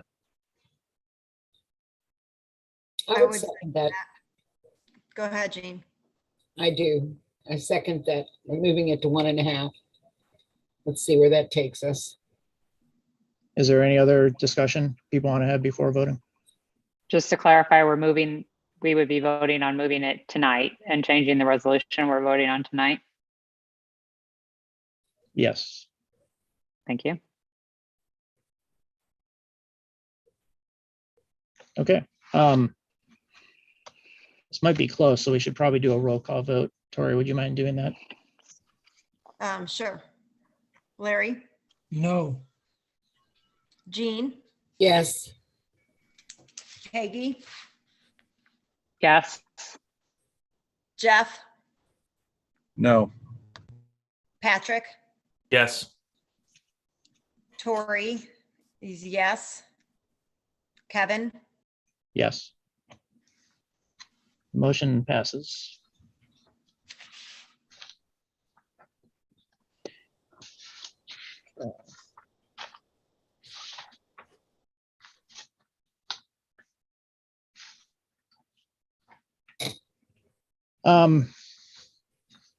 Chris, I have a question about the process being used for how often cases are counted.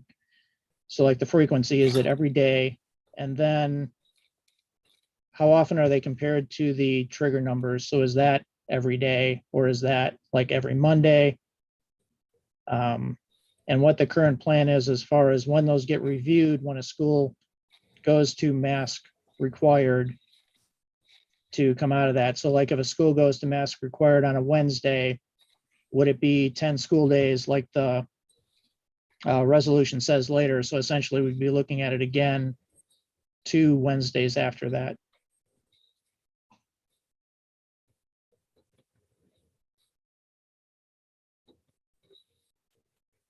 So once a building hits that mask recommended status, all the buildings then become disjointed and on different timelines.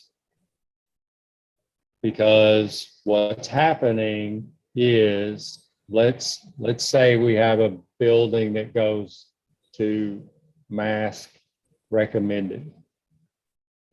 And they go to mask recommended on a Monday.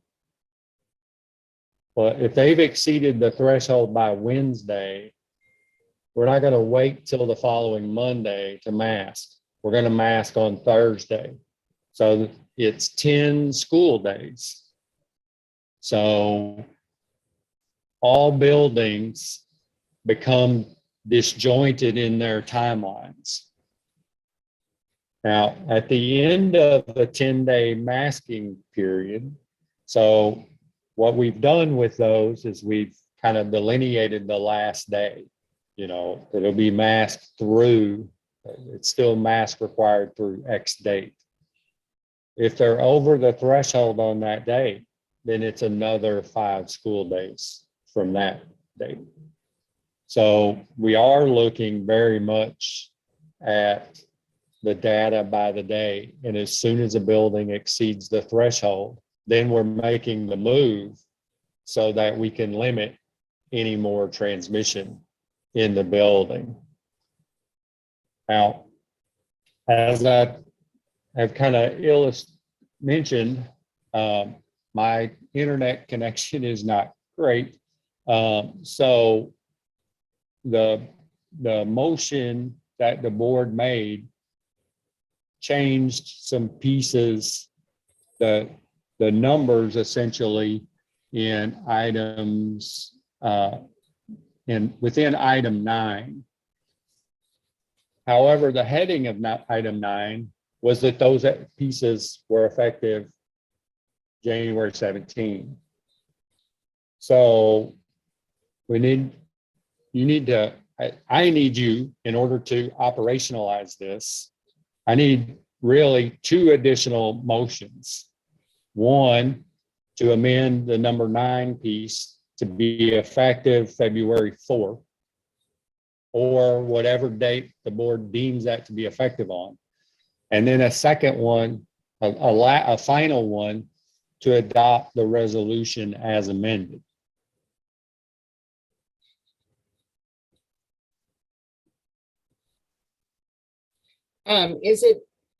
Would it behoove us to make the change effective on Monday's date?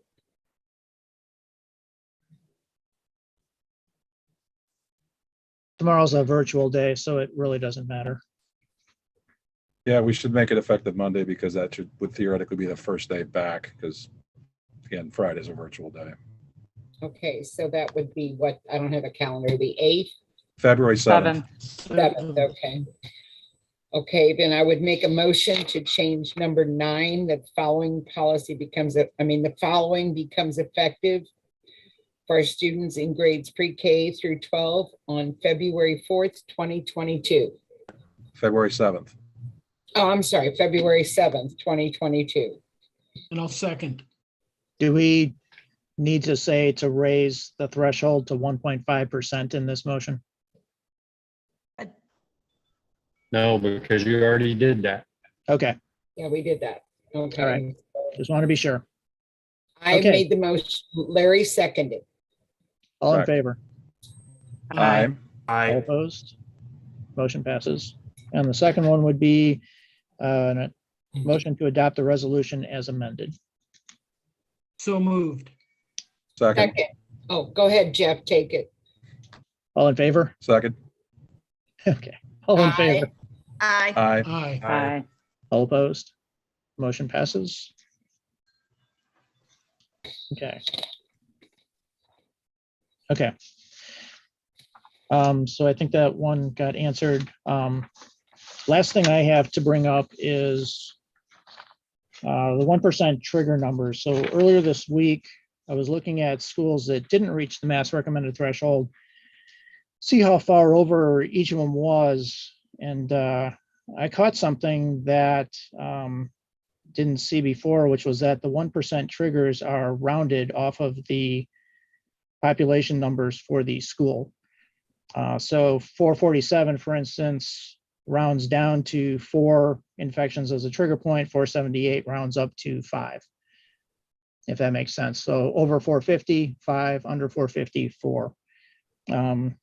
Seems to make some sense until kind of looking a little closer. Our COVID resolution states, it's going to state something new now, but it stated when a building exceeds 1% in any week, it moves to mask required. So when cases equal 1% or less at a checkpoint of the 10 or the 5 days, they move to mask recommended. A really easy example for this is Point Elementary at 500 people. 500 people, 1% of that's 5. So 5 would be the number. 5 is 1%. So our trigger number shows as 5.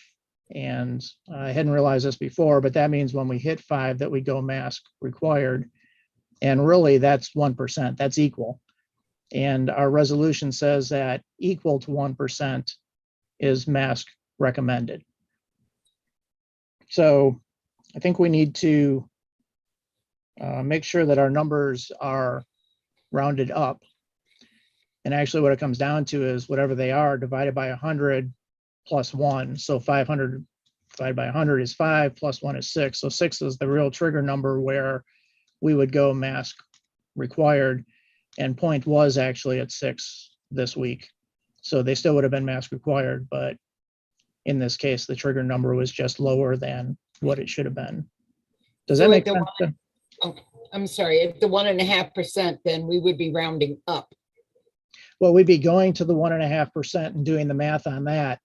But because there's no partial people or partial cases, it needs to be over 1.5%, not a rounded number from that. Okay. Which if you use that same math, Point would be 1.5% would be 7.5. You round it up to 8 plus 1 would make that 9. I think it would just round to 8 at 7.5. Well, right. So in that case, all right, then you're so it's rounding it up to the nearest whole number from that. So it would be 8, not 9. Right. But you're saying if the math was 7.4, it would be rounded down to 7, correct? That's what it currently was doing. So spreadsheet error kind of a thing, and it should have been 8. Got it. Thank you for that clarification, Kevin. I mean, that's something we definitely want to do, right? Yeah. Okay. Chris, could you follow up on that to make sure that after everything's recalculated, that everything is rounded up like that to be sure we're over the 1.5%? Can we get that as a motion so that we understand exactly what we're doing?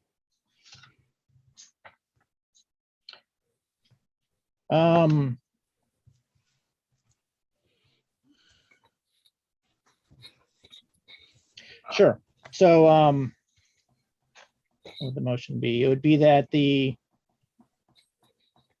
number of cases, is that? Yeah, the number of cases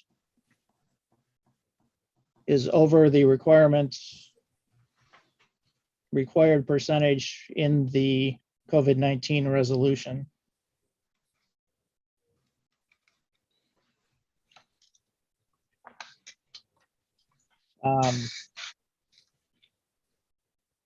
What's the best way to say this? Well, yeah, it's basically the trigger shall be, the trigger to move into mask required shall be, it's really the next whole number. COVID resolution. Yeah, the number of cases should be stated as the next whole number. rounded up from the percentage calculated by the 1.5% trigger. Did you get all that? Yeah, okay, so the trigger number shall be the 1.5% rounded up. Should be the next whole number as calculated by the 1.5% trigger for causing mask required to take effect, or something to that point. Okay, put that in 10 words or less, Jeff. The trigger point shall be the next largest whole number from the 1.5% calculation. Hey, nice. That works.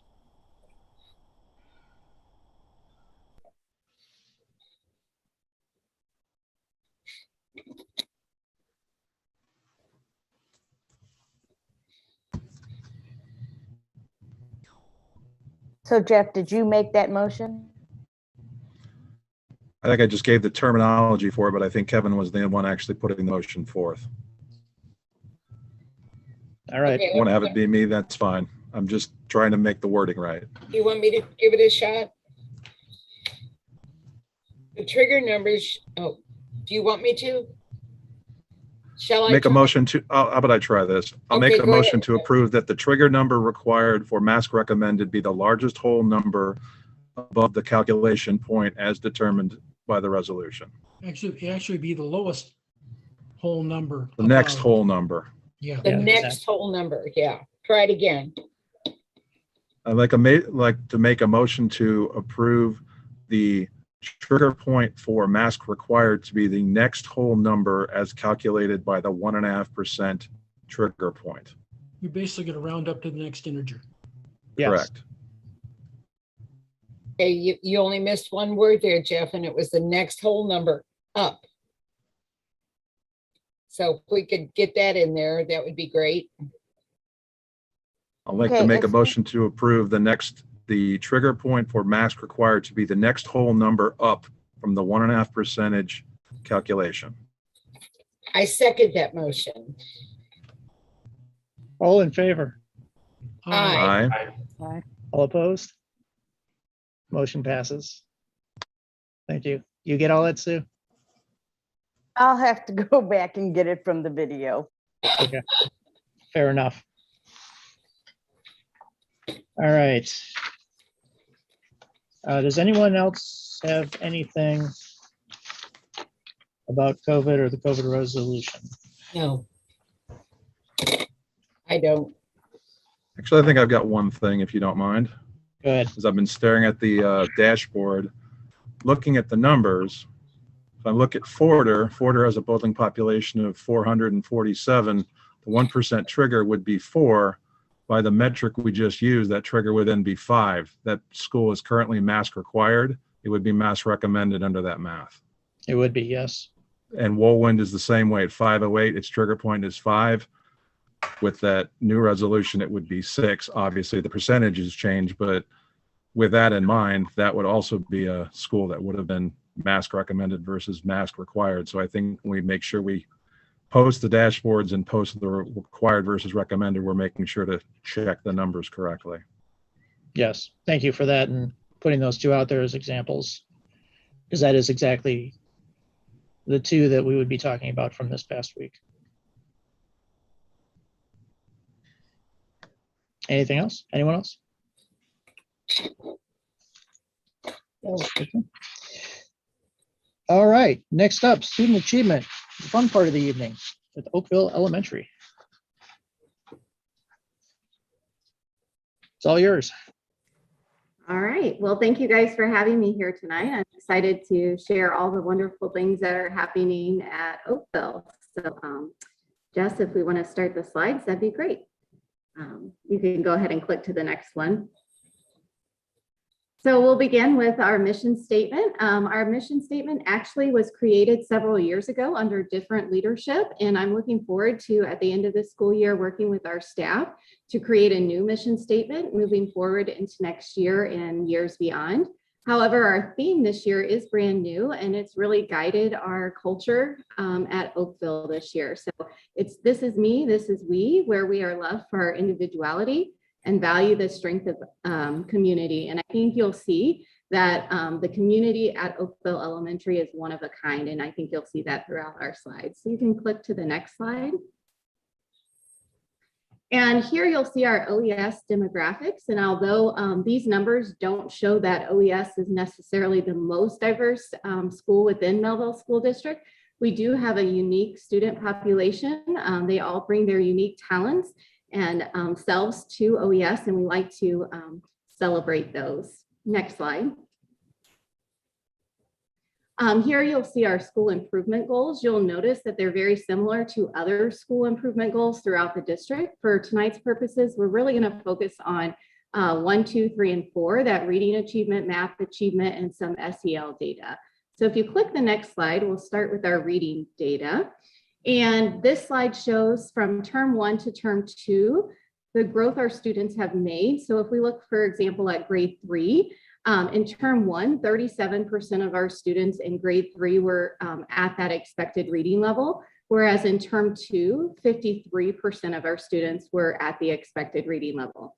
If you look over to grade 4, you don't see that, but what this graph isn't showing you is that even though those students aren't at the expected reading level, they are making a lot of great progress. We just had a data team earlier this week, or we're going to before the snow days, and we're looking at the data. And actually 80% of our 4th grade students grew in their reading levels. And of that 20% that didn't grow, actually 30% of those students were already reading at the expected reading level. So they're just digging in deeper to those comprehension skills. If you click the next slide, we can look at some iReady reading data. This slide in particular shows that beginning of the year view. So this is great at the beginning of the year to know how many of your students are ready to dive into their curriculum. So for example, at grade 1, 93% of our students were ready right where they needed to be at the beginning of the year to start with grade 1 curriculum.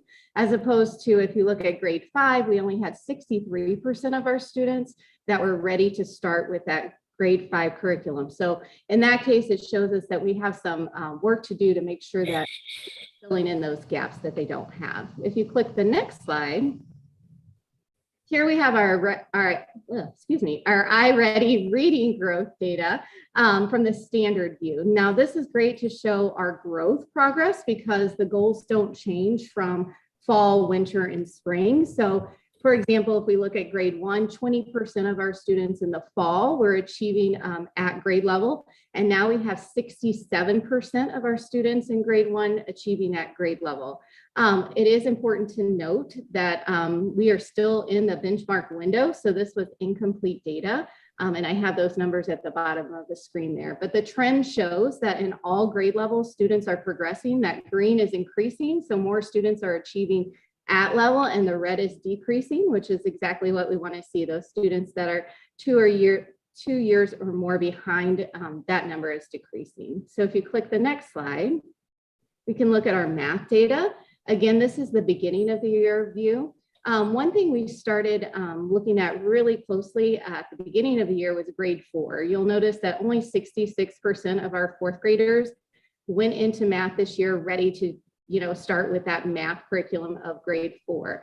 So we put our math interventionists that we hired through ESSER funds working very closely with our math teachers in grade 4. They're actually co-teaching to really try and strengthen that tier 1 instruction there. If you click the next slide, we can see some of the growth. Again, looking at the standard view, you'll see the same type of trends that we saw in reading. Maybe not as extensive here, but we are seeing that green growing. So more students in the winter that are on grade level, and that red is decreasing. So fewer students are further behind. Again, this data was incomplete at the time that I pulled it. If you'll click the next slide. Here we can talk about some of the supports that we are implementing to help us achieve that growth that you're seeing on those previous slides. So if you look at the tier 1, these are things that all of our students in grade levels have access to. So all grade levels are having professional learning communities where they are looking at the continuous improvement PDSA cycles. You'll notice that the math interventionist is listed both in that tier 1. She's working with those 4th grade students, all 4th grade students, but also at that tier 2. At that tier 2, we have some flexible grouping. These are fluid groups where we're hoping students are receiving interventions for a 6 to 8 week period, and then hopefully can move back down to that green and be successful without that extra intervention. So those are constantly changing. One thing I would like to note at that tier 3 level is I'm so excited that we actually have no students on the wait list for reading. So any student that is able to receive reading services or qualifies for reading services is able to receive it, which is excellent. And then if you look to the right, these are our ESSER funded interventions that we have. If you click the next slide, we'll move on to some SEL data. I'm really proud of this SEL data. You know, if we watch the news or think about education in general, or just the state of our world in general, it's a challenging time. But if you look here in parentheses, this is a change since winter of last year on our panorama teacher perception to this year. And you can see that we've increased quite a bit in almost all areas. The school climate increased by 19 points, which is huge. And then also those resources for student support also increased. I attribute that to those ESSER interventionists and things that we have in place. So our teachers are happy to come to work. They're feeling supported, and that's awesome for our students and for our climate. If you click the next slide, however, you'll see that our student data doesn't reflect the same. We had a drop in emotional regulation. We also had a drop in grit. And this is one of the things that we forecasted based on the pandemic. And one of the reasons we decided to hire an SEL interventionist with our ESSER funds here at Oakville. So we are taking that panorama, the new benchmark in February in about 2 weeks, and we're hoping to see those scores increase on the work based on what she's doing. If you click the next slide, again, you'll have the SEL supports here. And again, you'll see that that SEL interventionist is doing some tier 1 work.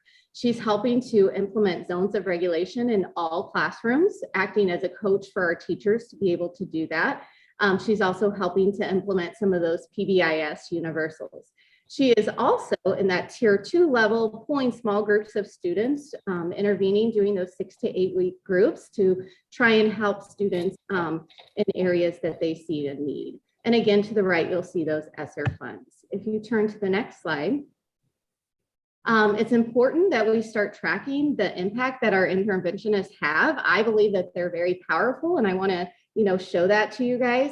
Again, these tier 2 groups are constantly changing, but at the time that I took this data, we had 48 students, which is 13% of our student body, accessing a tier 2 intervention. And you can see that most of them were improving and on track to meet by their date, or maybe not by their date, but were progressing.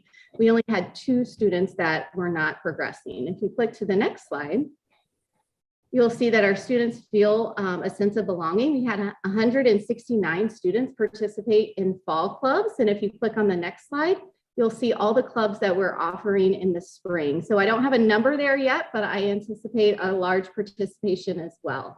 If you click on the following slide, the rest of this presentation is really going back to our theme this year. Oakville has a strong sense of community. Here we have our Ambassadors Club that I spoke about earlier, partnering with the Oakville Elks Lodge. If you click on the next slide, you'll see other other communities that we have partnered with here at Oakville. And on the following slide, you'll see our strong family relationships. It's so important. We couldn't do the work that we do without our families and the support that they give us. And finally, on the last slide, we are teaching our students to work together, cooperate and collaborate. And these are some of the strategies we are doing to do that. So if you click on the very last slide, I finally want to say this is me, this is we, and this is our OES family. And we thank you for listening. And we sure hope that you'll come by and visit us sometime.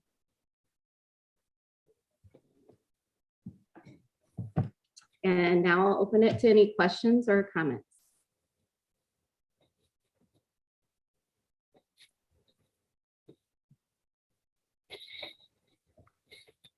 I had a couple of questions. Sure. Under your ESSER funded slides, you had SEL interventionists, zones of regulations, and second step, and then also math interventionists, benchmark data teams, and tutoring. And I was wondering, out of those things, obviously I know the interventionists cost money, but are any of those things that we can continue without extra funding? Is it software or that we have to keep paying for, or is it? Go ahead, That's sorry. an excellent question. So our zones of regulation, we should be able to continue that without extra funding. So that's just a one-time purchase. The second step is actually a subscription. I believe the district purchased a 3-year subscription for that, so that would have to be renewed. And then those data teams, currently we're using subs to do those data teams after each benchmark. And so we do need funds to provide those subs, but I do think there are ways, if we are planning ahead, to either put some data days within our calendar or figure out some different strategies to hopefully make those happen. So I think we could do some creative thinking to make those happen without funding for subs. And then, like you said, obviously the interventionists, to continue that, we would need to fund that. Okay, thanks. And then I wanted to give you congratulations and kudos on your teacher panorama data, because you've made some astounding improvements, it looks like, at the school, and it looks like your staff appreciates that. So good job. And then also on your student growth data, it looks fantastic, and I'm looking forward. I think you'll have probably more, based on our presentation a couple weeks ago, you'll have even more data coming up. And if you would share that with us by email, I think we would all appreciate that. Yeah, So, I would be good very job. proud to. I'd be very proud to, because I'm very proud of our students and our staff, and I think we'll see a lot of improvement. So I'd be glad to. Great, thank you. And thank you and all of your staff if you'll pass that along. Yes, absolutely. Thank you. Thank you. I have a question. In academic supports in the tier 3, and Peggy mentioned this a little bit, but you had talked about it lists tutoring. So I was wondering, what does that look like? Can you give us a picture of what that tutoring service looks like for a student during the school day, and or is it take place before or after as well? Yes, actually, that tutoring takes place before or after school. Okay. Students are identified for extra need in reading or in math.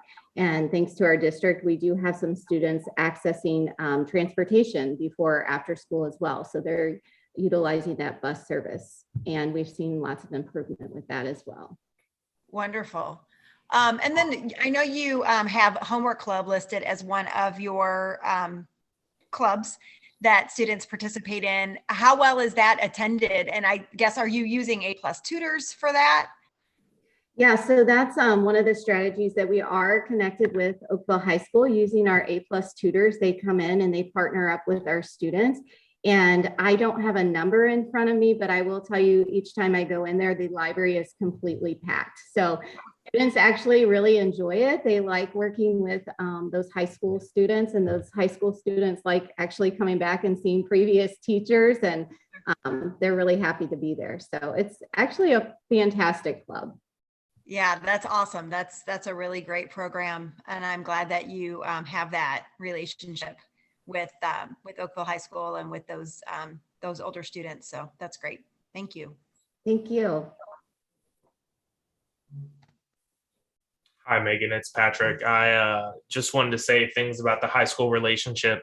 Since we just touched on it, it's a perfect time to bring it up. I go to OHS a lot, and I hear so many amazing things about your leadership at OES. So I just wanted to let you know that our community really appreciates what you do. And I know you know OHS well, because me and your son went there at the same time. So tell him I said hello and continue doing a great job at OES.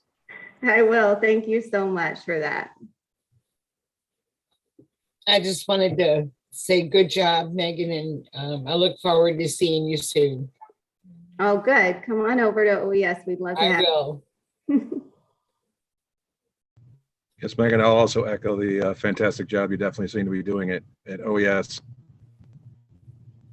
Thank you so much, Jeff. I appreciate that. We appreciate your likes on Facebook too, and noticed.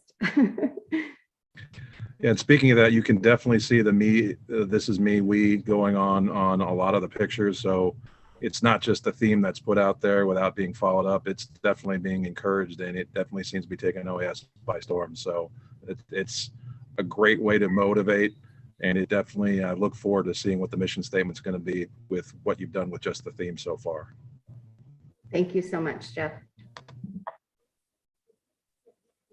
All right, I think that's everybody. I'm not going to say everything everyone else said, but OES is one of those places that coming in from a different school just has such a neat culture, and you can see it. You go to the PTO meetings and the people, just the pride, and it's great to see that helping out with the community and that, because you're right, there really is a strong community in Oakville and at OES itself. So glad to see it continuing. Thank you.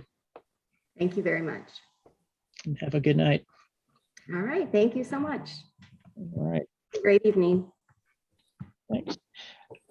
Next up, early college report. Dr. Diwali. It's doctor now, right? Yes, Captain, it is finally. It was a long time coming, but I'm glad I can finally say it is. So yeah, I gave it to you before you had it. So well, I appreciate that then and now. Congratulations, John. Thank you.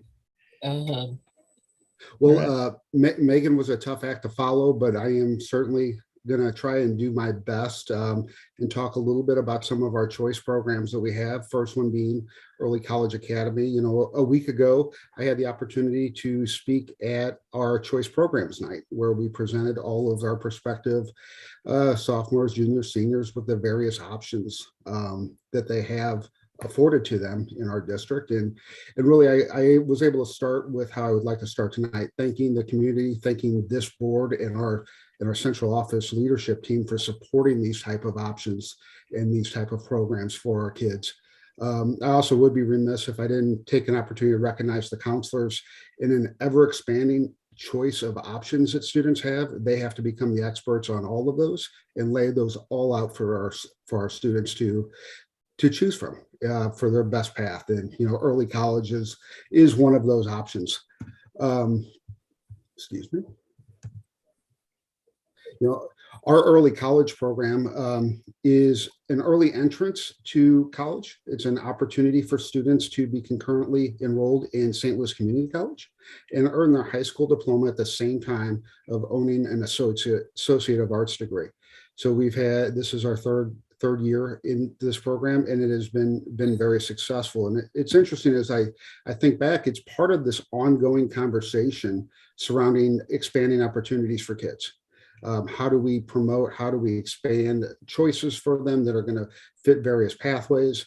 And it's interesting, about 6 years ago, Dr. Gaines spoke to the board about a variety of concepts, one of which would become Mosaic Elementary, one of which was happening in a lot of parts of the country, which became our early college program. And I'm really proud of the progress that we have made and proud to be part of those particular options. Just forward, please. And again, it's part of an ongoing, ever-present discussion on how do we expand options for kids. And it's not only the right thing to do, but we have also, you know, added it into the strategic plan, so we know that is going to be an emphasis. And our program has a little bit of different features. We researched early on and realized that for order to remove some of the obstacles and some of the barriers that college access has, we needed to make sure that we opened as much as we could and decided to pay for the tuition and the books and the fees associated with this program.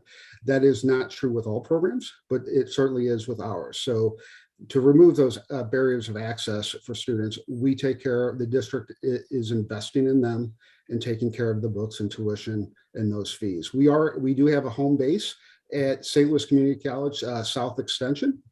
But we are by no means locked into that particular facility. They're a great partner. They provided us with extra space and our own space there for our students when they are attending there, a lounge per se, where they can study, where they can kind of put their food in refrigerators and hang out and work together. But again, they're not locked in there by any means. And on the inception of the program, we mandated a Smart Start course.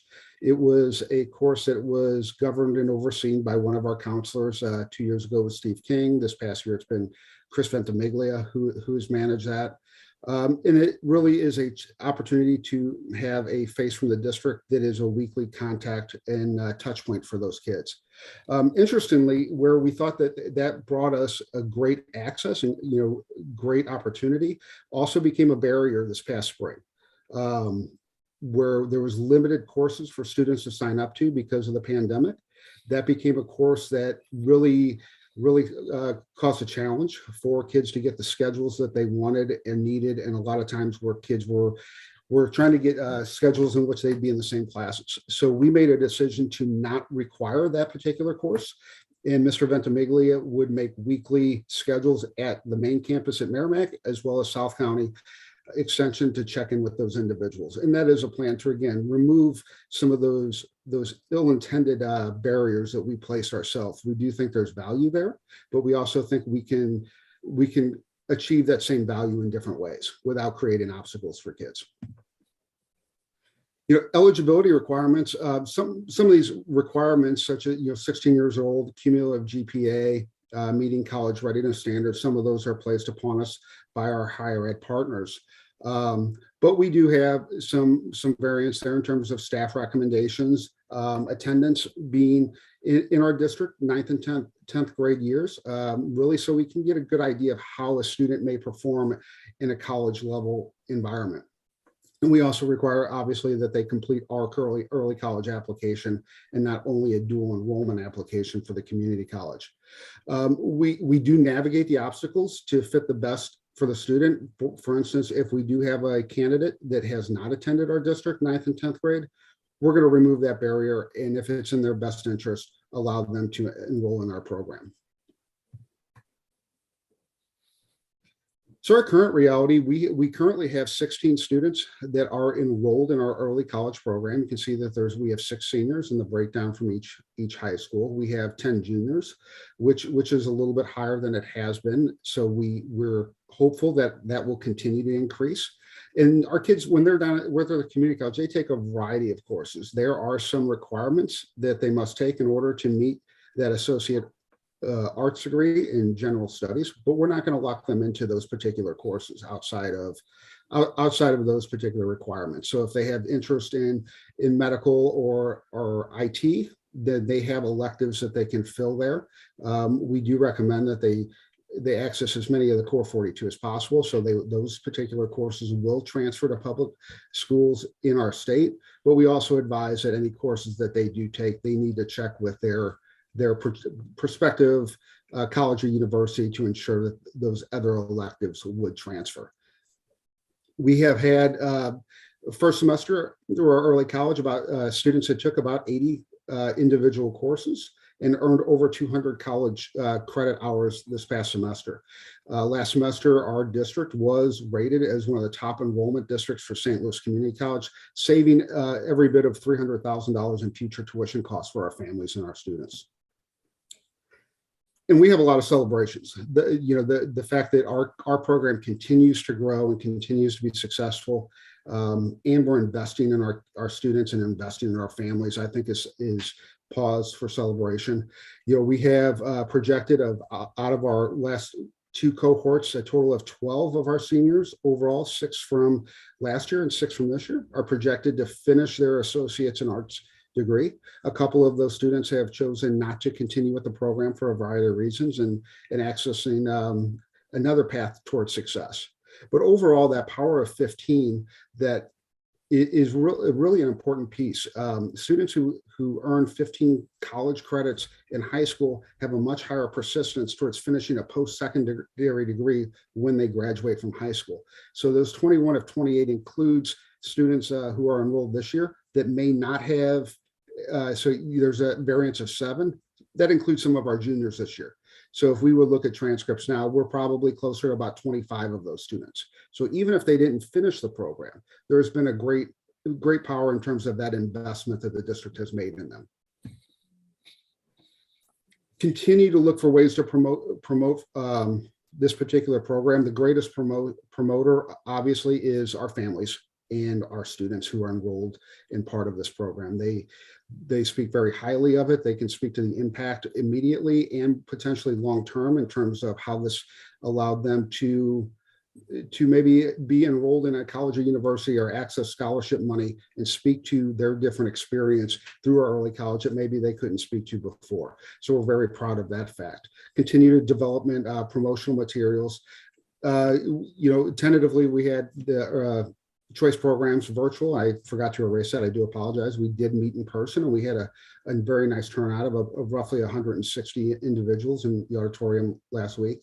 We're going to continue to speak about our choice programs. Even early college sounds a ways off, but I've already received emails from freshmen who are interested in terms of what they have to do to enroll in early college in 2 years. So I think that's a testament to the board's leadership and support of these type of programs. Obviously, my annual board presentation is a great opportunity to share with you all in terms of the impact and the great things going on. And we have an early college parent night and student information night set up in a few weeks. It's going to be hosted by St. Louis Community College to answer more questions and discuss, if this is the right path for students and their families. And as great as the program is, we have opportunities to get better. Textbook management has been a challenge the past couple of years in terms of not only the increased cost of textbooks, but the typical every semester where there's an updated textbook and how to navigate that in terms of, do you need the new version? Do you need the old version? And our students are very compliant. They're very good. They're very good students. And they get what their professors ask them for. So there's some orientation and conversations that are going on between myself and the community college that this is a pinch point for me. Not only as a father who has a son in college and you see textbook costs, that's something that we really wanted to make sure that we are good stewards of our funds and of our budget, and making sure we can replicate and reuse those books as needed. The combination between textbooks and the online access codes that are becoming more prevalent. They're not always transferable, new updated textbooks, and not being able to transfer access codes, again, has been a challenge that we are working through with the community college. And with other partner districts are feeling the same thing with other early college programs. So it's not unique to us, but again, we want to see if there's a way to, again, be better stewards and make sure that we are being as efficient with our resources as possible. Again, we want to identify and address any obstacles that may continue to persist. I spoke about the Smart Start course no longer being required. I think we can still do that better, especially I have more confidence with our counselors structuring those interactions than I do with what is required in terms of some of those pieces by the community college. So I trust them to provide a similar experience. Want to ensure that there's compliance and eligibility for our students that are wanting to participate in after school activities in terms of athletics, and ensure they're meeting all those requirements in terms of how many courses they're taking, their GPAs, their college credits, and so on and so forth. And again, the compliance piece, making sure that what we're reporting to the department is accurate and is in terms of attendance and grades of that. And again, always opportunity for access. How do we make sure, or how do we look at this particular choice program to mirror what our demographics and what our makeup of our students at Mehlville and Oakville High School are? And I think that'll always be a continued point of emphasis. Moving forward, this is kind of a grid that's lined out on where we thought, we have the concept presented a number of years ago in our pilot. And our overall students have not necessarily hit those particular targets, but we continue to plan for that.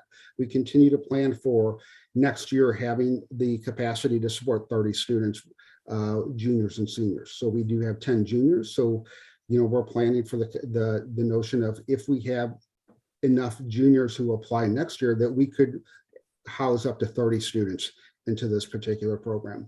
You can see that on this grid also there is a Make It Count program. That is new item that we've piloted this year underneath these particular budgets that is a second semester experience for seniors. So seniors typically have come really close if they've done really well throughout their high school experience.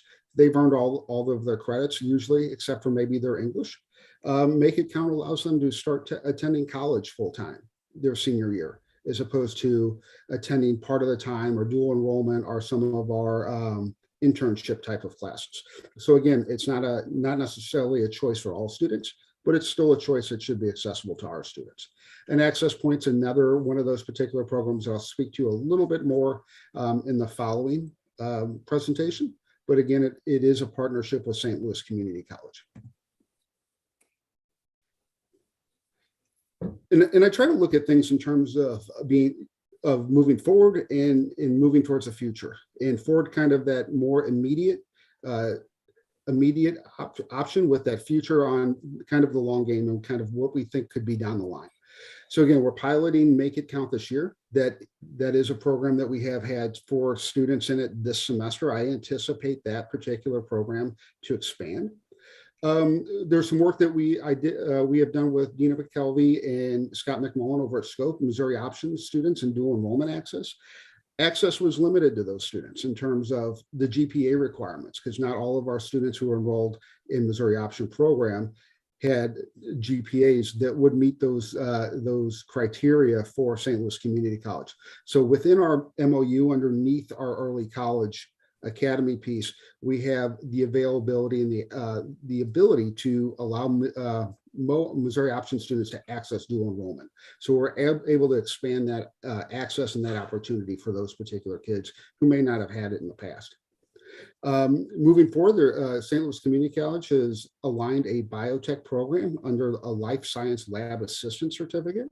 We currently have 2 individuals in our early college program that, if they choose to go that route and just take a couple of electives that they could normally take anyway, they would qualify for that certificate. Now, they may not go into that route, but that is certainly another thing that they can speak to on a post-secondary application, that they have some transferable certifications in particular areas. In future focus, we'll want to continue to expand those specializations and those certification options, that we don't want to limit it to the lab science, but see what other options that can kind of fall underneath that umbrella of early college and the direction we're already going in terms of allowing those different certificates to be happening. And also really discussing on what does a middle college option look like. We have Make It Count, that is a second semester senior year. We have the early college that would start in your junior year. Is there an opportunity for a full year senior experience that would allow for certifications and expanded specializations? So those are a couple of the things that we're looking at moving forward into the future. So again, I thank you for your continued support and your advocacy for our particular choice programs, especially our early college program. And if you have any comments or questions, I would be willing to do my best to answer them now.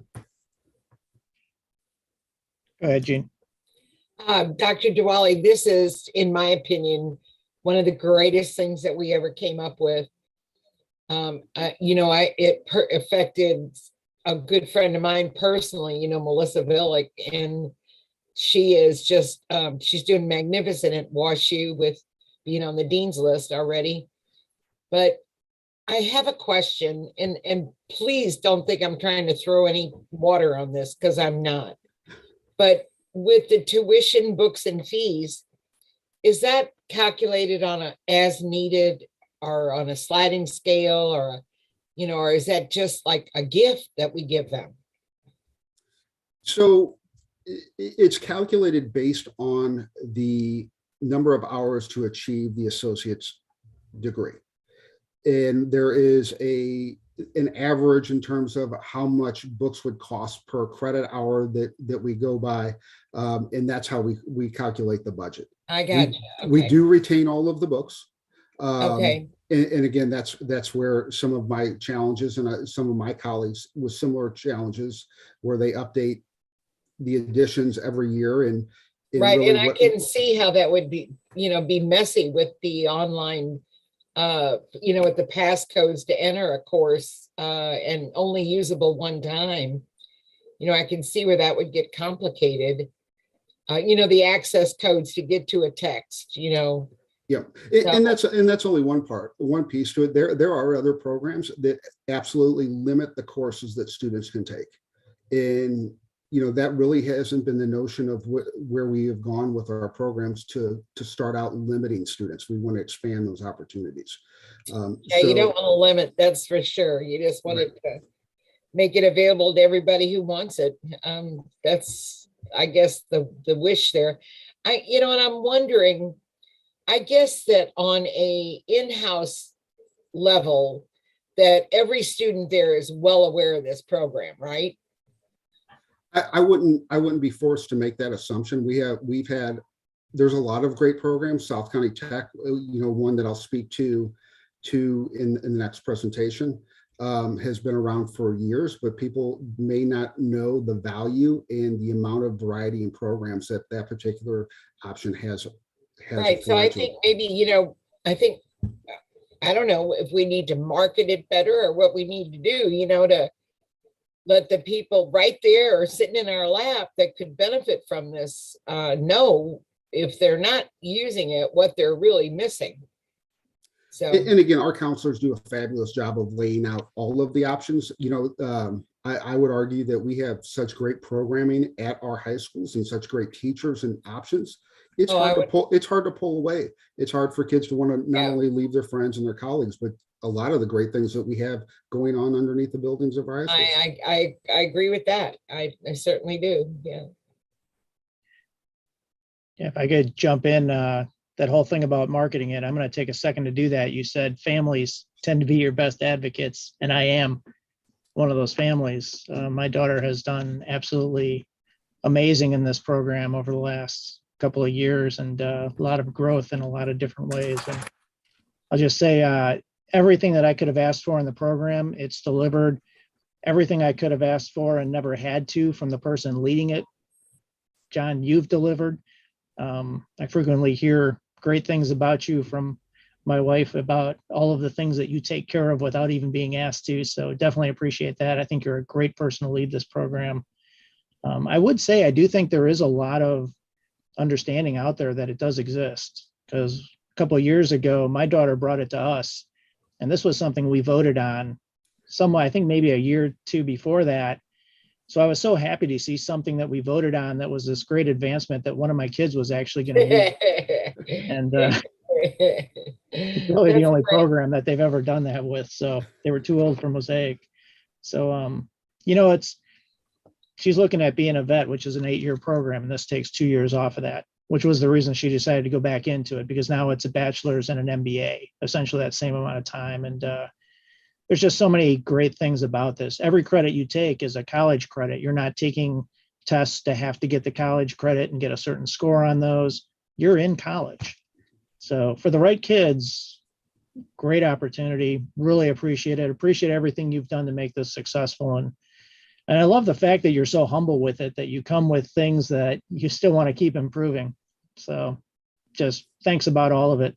You're the best, John. You're the best. Hey, John, I'll jump in to kind of talk to Gene really quick and then just give you kudos again. So Gene, I've worked in dual credit at 2 different colleges, community colleges, one in Missouri now. I work at Jefferson College, which serves Jeffco. It's interesting because some of the kids who you might think would be the perfect candidates for this don't want to leave like the high school environment. Like they just love, like if imagine you're a school president, that also means you probably have a great GPA, but like then your school president would be spending 8 hours away from the high school. Like you think of things like that, or other students simply want to spend the whole 4 years at college. I know that might not be the most prudent thing, but you have kids who are like, I'm going to enjoy my high school for 4 years and I'm going to enjoy my college for 4 years. And like cutting down on that time is not something everyone is interested in. And I can understand that as well. Then the other thing is, John, like I appreciate all the work you're doing. I know having a program like this, we're lucky to partner with STLCC. Jefferson College only partners with one school district in all of Jefferson County to get this done. So the fact that we can do this with STLCC and have the campus so close to us is great. So I appreciate all your hard work, and I know I hear about it all the time. I hear what a great job you do as well. So I think providing the opportunity to get, 2 years ahead essentially with Motor 42, it's guaranteed transfer in Missouri. I'd love to see all my kids stay home. So that's great. Thank you so much. Thank you. Hey, John, again, yeah, thank you. This program is amazing. I think that you're amazing, and I'm so grateful. Pat, that was a really interesting point that you brought up about the high school experience, college experience. So I'm just wondering, John, with the promotion of this, how well do you think our high school teachers understand the program and could be used to, since they have that relationship with these students, that they might actually be seeing some students who would be a perfect fit for this, to really give them the opportunity, so that it doesn't always come from the family perspective, like the family needs to engage with, the curriculum night or whatnot. Is there a good understanding, since it's still relatively newer, from, for our high school teachers to be able to promote that or take a look at a student that they might have? Yeah, that's a good question. I wouldn't presume that all of our teachers know about all of our content, our different programs. They're so immersed in what they're doing day to day in terms of their particular content and doing the great jobs that they do. But I will say that is an ongoing conversation, not just in our district, but a lot of my colleagues in the region that, especially in terms of counselors, I mentioned before how many different things counselors do anymore, and all of the choice programs, that if we could do a better job through our industry in terms of making our teachers aware of all of the different options and the importance of an individual career in planning, that it takes some of the stress off of our counselors, but it all at the same time equips them with the knowledge of what's out there for those students when they're leaving our systems, or even when they're in our systems. Because it's not just early college, it's our MyPath, it's our partnership with CAPS, it's South Tech, it's our Project Lead the Way courses, it's all of the great things that happen in the building are more in tune with. The ones that are out, not as much. Yeah, it's kind of a good problem to have, I guess, in some respects, that we have that many options, but just to identify, then, yeah, how do we keep growing that that awareness? But that's all. Yeah, that's a really good point. Thank you. Thank you. Hey, Patrick, I get your point about how, that students, they want to go play college for 4 years, but if I could have saved my mom and dad 2 years of college tuition, I better damn well have done it. Dean, I agree with you. Like, it's my job to advocate for community college, but I think it's something to note that, like, people have a stigma about community college, and every time they ask, like, are these credits really going to transfer? Like, is this the best thing for me to do? Like, people do have, some of them are legitimate concerns. Other of them are just things you have to kind of correct them on, but people still have a negative connotation towards community college. I think it's wrong, but I mean, I went to. Let me ask you this. If you cross that stage at graduation with an Associates of Arts degree, and you're going to be able to use that going forward, how could that possibly matter? I think that, I'm sure Dr. Diwali would back me up on this, that there are still people I think the program is perfect, and I like the concept of the program. Like, I enjoy it. If it's all I could do at my job, I would. But I've talked to enough parents in 2 different community college districts now where it doesn't matter what you tell them, community college might not be it. And obviously you have to work towards that and explain why that might not be a thing. But I mean, I think many people recognize that people feel a certain way towards community college, whether that's right or wrong. So I think that's something that's also combating. And that's, again, that perception is out of the hands of the district. Some people will just see that and be like, nah. I don't even view it that way. I view it as graduating from high school with good quality college credits under my belt. I agree with you. Not as attending a lower valued community college. You know, I never. I think We're probably straying a bit from our Oh, yeah. presentation Okay. and the I'm board sorry. thing here. Yeah, So Sorry about that, John. I'd love to talk about it another time. Yeah, Can't let's wait. do that. We got Okay. dual credit at our high schools too. Those are Okay. good credits. I'd like to make a comment if I Thank you. might. go ahead, Larry. One of the things that I think we've always looked at as a board is we're trying to find innovation, new ways to do things. And I think what we have here is what happens when an individual with some imagination and a whole lot of energy brings innovation right to us. And I think we've seen what hard work and someone who's committed to it can get done. So my hat's off to you. I have one quick question, John. Before this early college program started full force, where the kids actually immersed themselves completely in it their last 2 years, I know that we offered discounted classes through the community college for students that just wanted to take perhaps a summer class or 2 summer classes. Do we still also offer that opportunity for kids? We do. It falls under the dual enrollment, so we get a discounted rate for that, whether it's dual enrollment through early college, or if a student is just going to take one class and not be part of our early college program, they still fall underneath that same rate. Okay, great. And that's the very important thing about that too, I think, is exposing the student to that so that then they always think about, hey, could I possibly take this, even if they're enrolled in a 4-year university elsewhere, they can still take classes through community college, whether it's virtually or in the summer or whatever. My family has taken full advantage of that and saved a ton of dough also. So while we weren't privileged to have this yet, they have all of my kids did utilize that while enrolled at a different university. So great exposure for the kids, and thank you very much for all you do for that. Thank you. All right. Thank you. I think we're ready to move on to the apprenticeship report. Got me again here. Yes.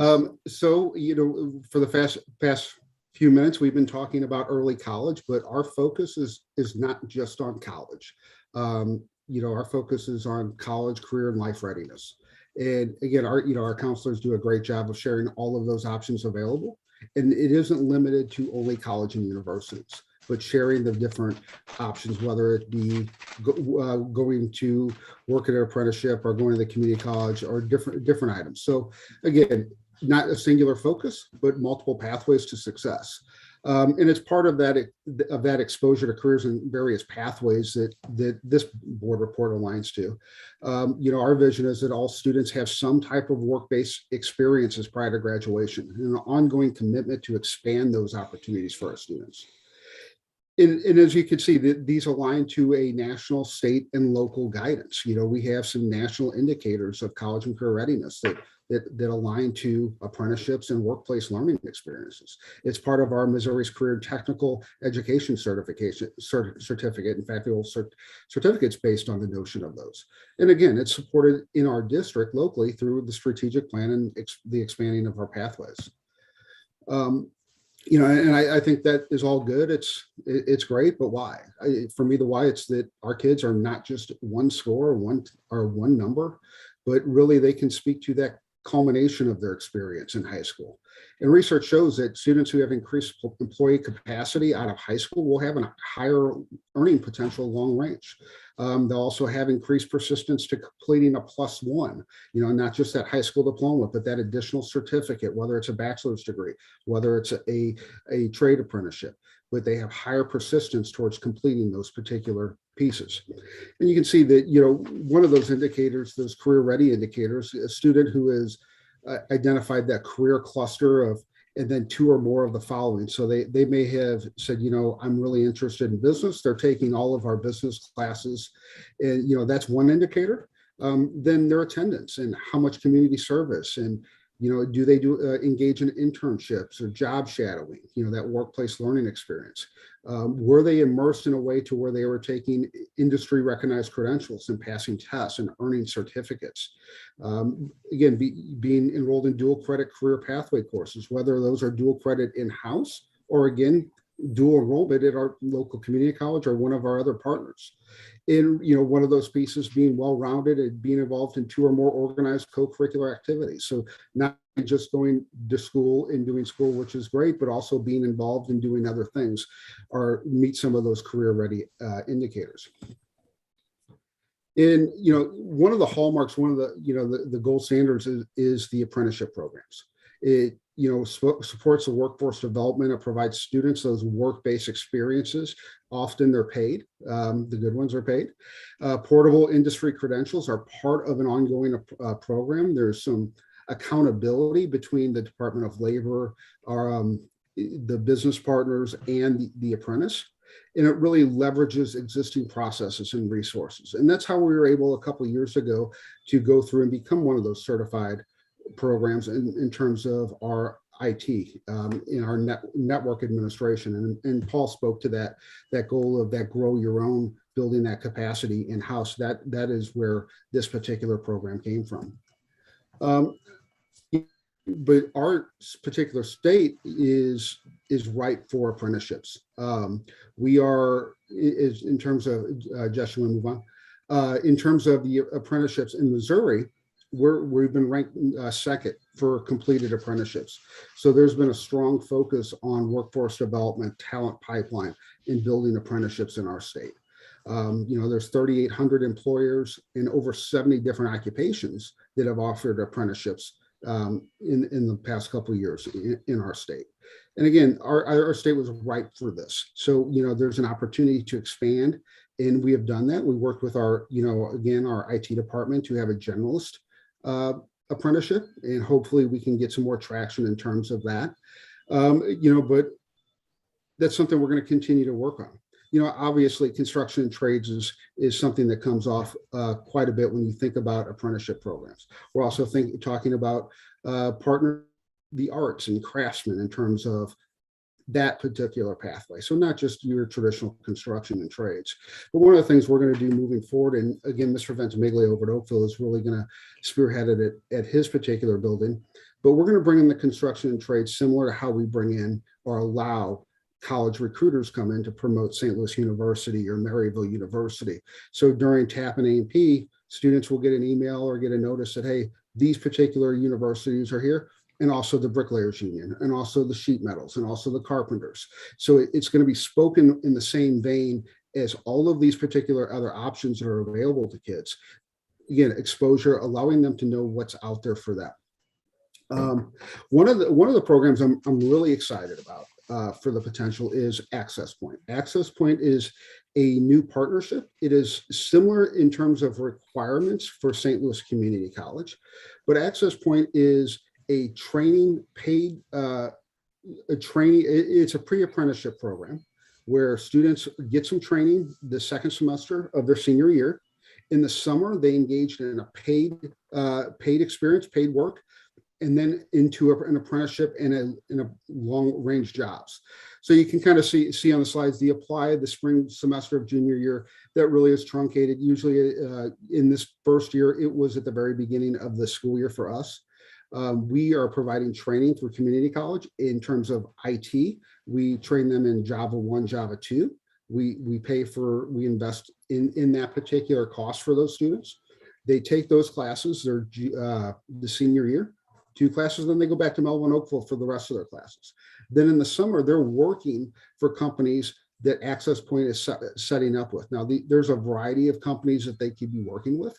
And as they finish some of those other requirements in the summer, they move into an apprenticeship with these high need IT areas. They've been working with, but Dougherty, who oversees Access Point, has set up apprenticeships and paid work experiences through Evernorth, which was Express Scripts, Ameren, and the Dougherty Group. So as students complete these programs, they're guaranteed job placement, and they can end end up making up to $40,000 a year once they've continued their training and through their apprenticeship.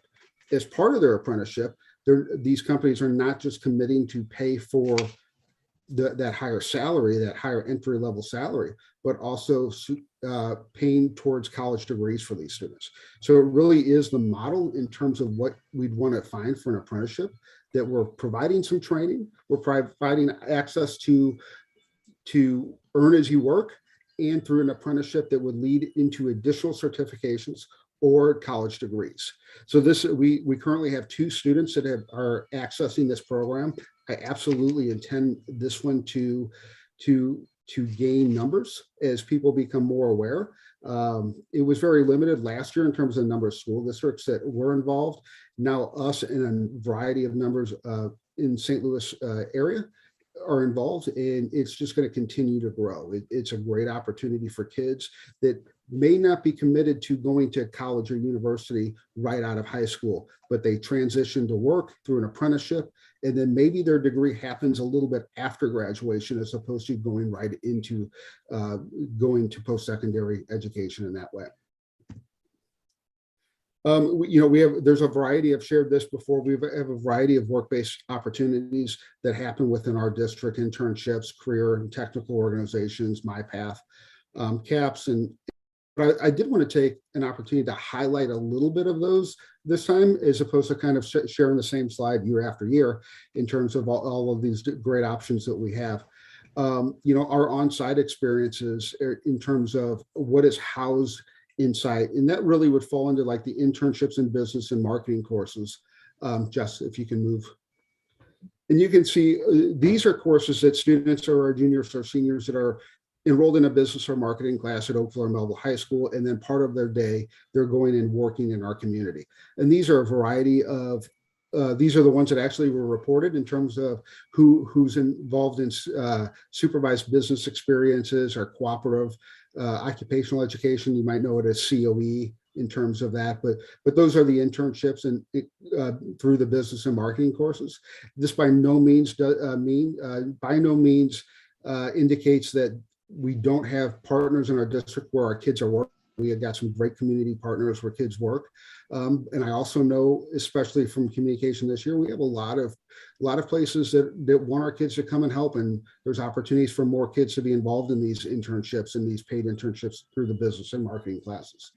Our career and technical student organizations, those are aligned and connected to our certified career and technical education programs that would include like HOSA and DECA and FCCLA. So those student groups that are run and partnered with the content during the day, they do a lot of work outside, and it's really an extension of those regular courses. And students are volunteering, they're competing, they're doing different activities, mock interviews, job shadowing.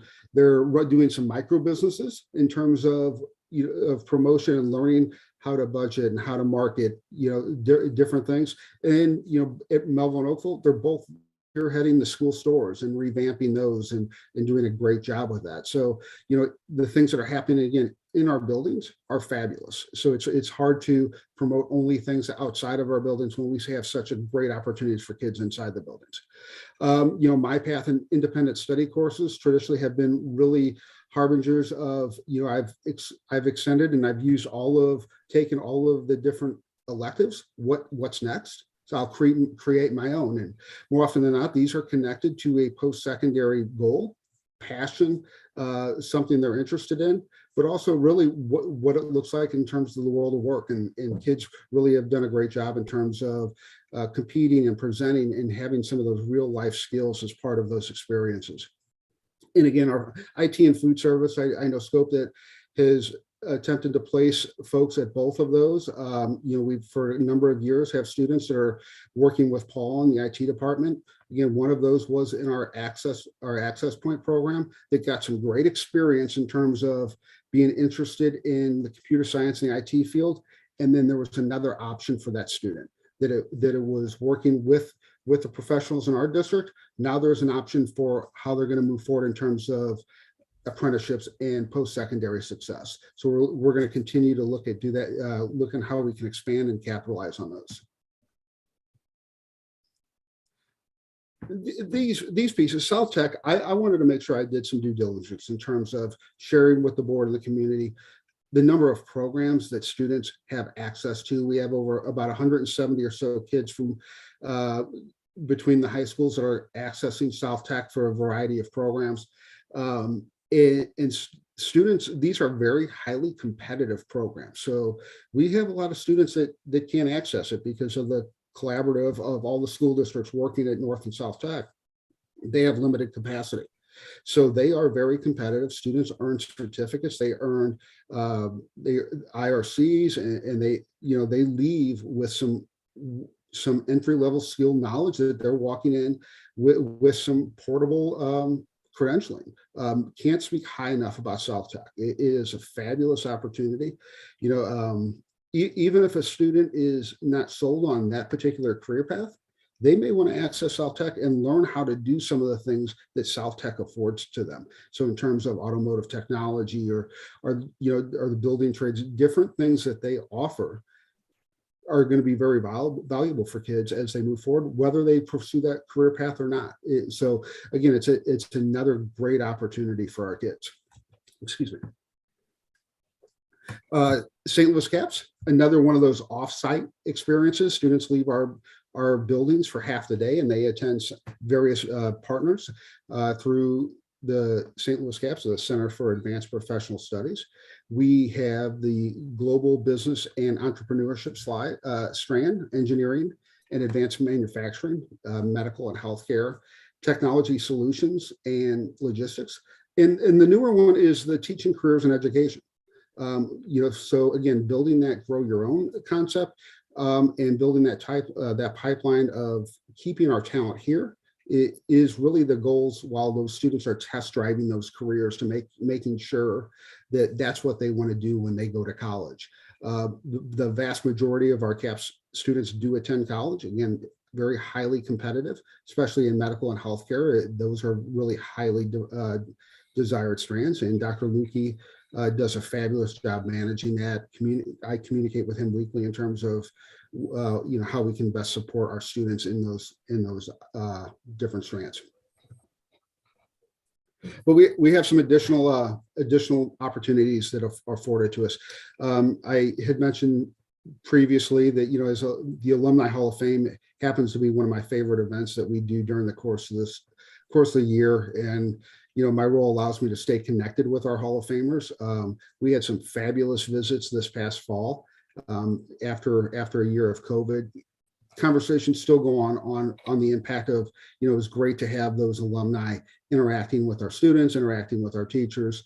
Wasn't necessarily as opposed to being part of that committee, but I wanted to make sure that I tried to do my best to stay connected for the different opportunities that my role could lead to in terms of helping support kids. So ongoing conversations with our alumni I have had conversations are going to lead to some internships with kids, some mentoring, some job shadowing.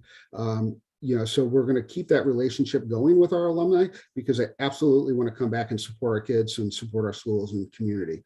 But we have that Boeing. There's a Boeing option pre-employment training program.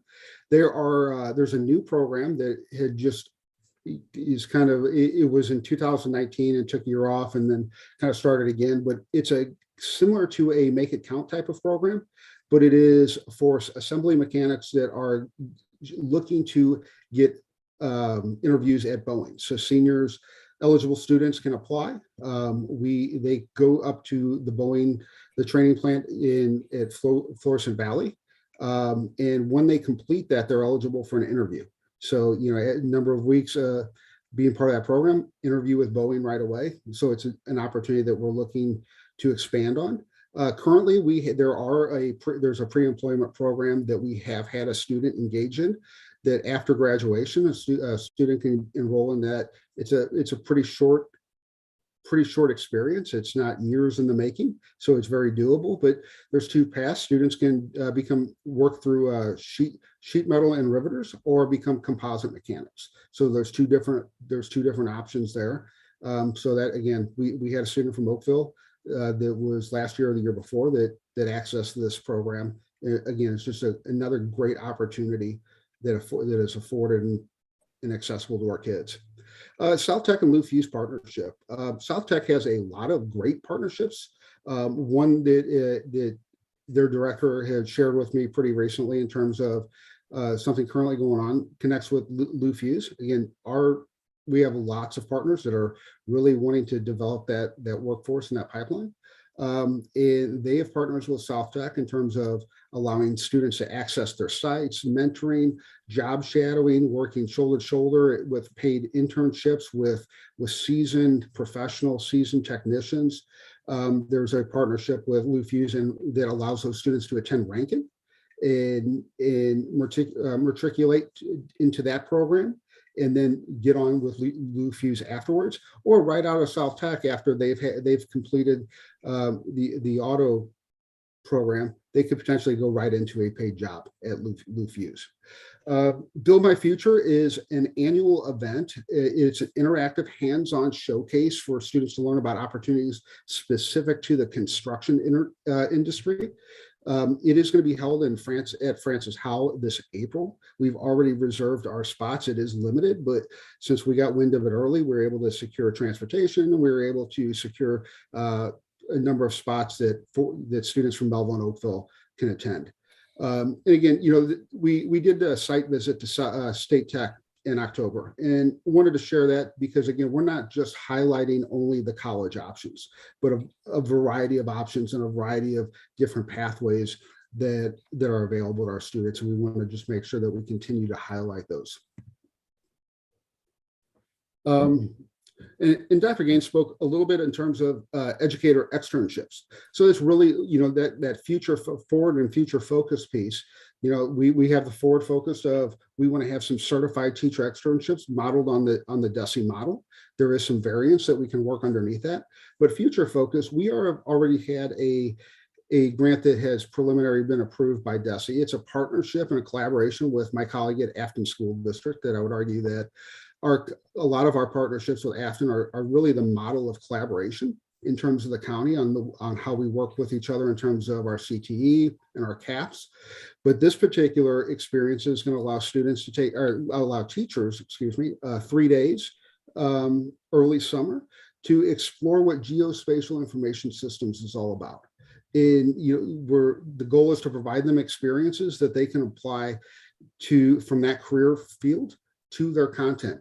And we're not looking at only to do tech teachers or only CTE teachers, but English teachers and geography teachers and history and all of the different types of teachers that would be interested in taking what they've learned and applying it to relevant classroom experiences and sharing with students. We're in the preliminaries on what that's going to look like, but our goal is to not be on our campuses. We are looking at going to college and universities that specialize in geospatial. We have some partners and some preliminary things set up for downtown at some of the business incubators. So teachers are not just going to get to learn about this particular pathway, but they're going to be immersed in different environments and seeing what that looks like outside of what they've traditionally been exposed to. One of the things we're really excited about, I think this is another opportunity for expansion in terms of how it will impact students, but it's going to impact teachers first and then indirectly impact our students. And then moving forward, I'm still exploring established opportunities for area business partners, whether that's internships, job shadowing, whether serving on advisory panels, things of that nature. Never going to stop doing that. Want to make sure that we're defining pathways and expanded internal areas of focus so that we have a start and an end on where we want to go, that we're making sure that our courses align to not only the needs of our community, but our needs of our students, and also potentially the needs of our internal system on how we can help support Paul and IT in terms of if kids are interested in that particular route. I want to investigate Jobs for American Graduates from Missouri, commonly referred to as the JAG program. There are 3 different options in that program: middle school, alternative, and a high school. Really, it's career-based career experiences. Soft skills would be kind of that relative term in terms of how that particular program I think it's a great program. I don't know how it necessarily aligns to what we want to do, and we don't want to be reactionary and have one-offs without any notion of alignment. And wanted to continue to investigate the early college-related opportunities. There was conversation on community college. Community college is going to be really a linchpin in terms of our career development and career pipeline and talent retention. So, those middle college options, those specializations, those proficiencies, the high school diploma is not enough anymore. We have to have a +1, and we have to have a plan for the +1. And whether a 4-year bachelor's degree is what is desired, or that +1 being a certification or of specialization proficiency, there's opportunities there. So with that being said, if you have any questions or comments, I'd be again open to hearing what you all would like to have said. I have one comment about South County Tech. I've always been a fan of South County, of the technical schools, both South and North, but I always thought they were great, but I never had any idea how great they were until I visited there on one of their open houses. This was an eye opener for me. And I just wonder if, if our students could have, I don't know, field trips or something to go actually witness South County Tech and just see what a great place it is, so that they know that that option is viable and not, nothing to poo-poo, because it's really a great school. Absolutely. And those have been conversations part of the plan, to show that state tech trip was the highlight, that we're not only focused on that, but that in the past, tech has had some limited opportunities for field trips, but that's absolutely something we'll explore again and continue to explore, because I think that's a great point. Thank you, Jean.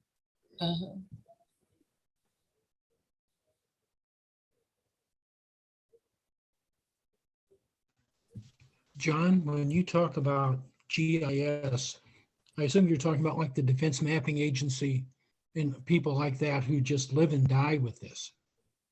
Yes, sir. There are incredible capacity and opportunities in our state, in our region, because of that. But it's not just NGA. It's all of the other supporting opportunities for workforce development that our students would have access that they may never know, or how the application of that mapping, where that correlation for English, how an English teacher can relate that to their curriculum, where unless they see it, they may never have that notion.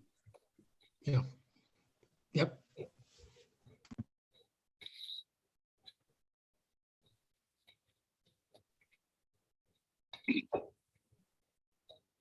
I muted myself. I just want to check and see if there's anybody else. And if not, thanks a lot.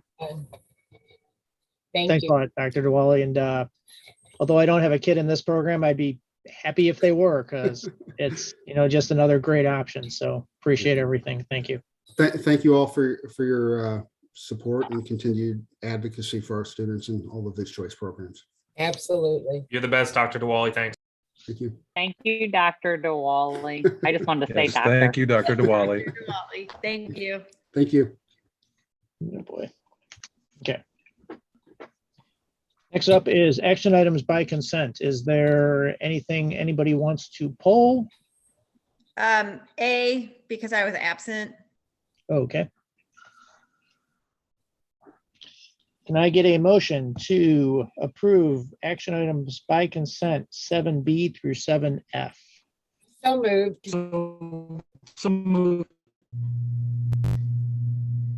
Second. Okay, second. Okay. All in favor? Aye. Aye. All opposed? Motion passes. 7A, assuming you want to abstain, is that the reason? Yes. Okay. Can I get a motion to approve 7A? So So moved. moved. Can I get a second? I'll second. Oh, Peggy, our timing is perfect. Okay, all in favor? Aye. Aye. Aye. All opposed? All abstaining. Aye. Okay. Get that, Sue? Yep, I got it. Great. Thank you. Okay, next up is standing committee reports. I can start on one that we had. Insurance committee was yesterday. And Marshall went through where we're at financially. He went through the basically some of the changes in the plan that are coming. And it's one of those things where medical costs just continue to go up at such a fast pace. And I think they're doing a pretty good job, Marshall leading it and the whole committee, of trying to keep the medical coverage good without the costs for everyone ballooning, because they kind of can. So it seems like a pretty good plan going forward. People are on board with it. I think it's going to be coming to us at some point to approve the final. So that was kind of it. Anybody else? We had a finance committee meeting that you were also at, Kevin and Peggy. And I think Dr. Gaines hit on some of the highlights that we were faced with during that meeting and challenges. And it was very interesting. Nothing resolved yet, so I really don't have anything to report about it. But if you guys would like to add to that, go right ahead. Yeah, I think you were right. Chris hit on, Dr. Gaines hit on some of those items, and there's some challenges. That's really the big part of it that got to be figured out. Yep. Anyone else? Patrick, I'm sure you've got, if nobody else, then it's Patrick's turn for sports. I will only give 2 updates. Okay. Because I'm heartbroken that our school activities were canceled due to snow.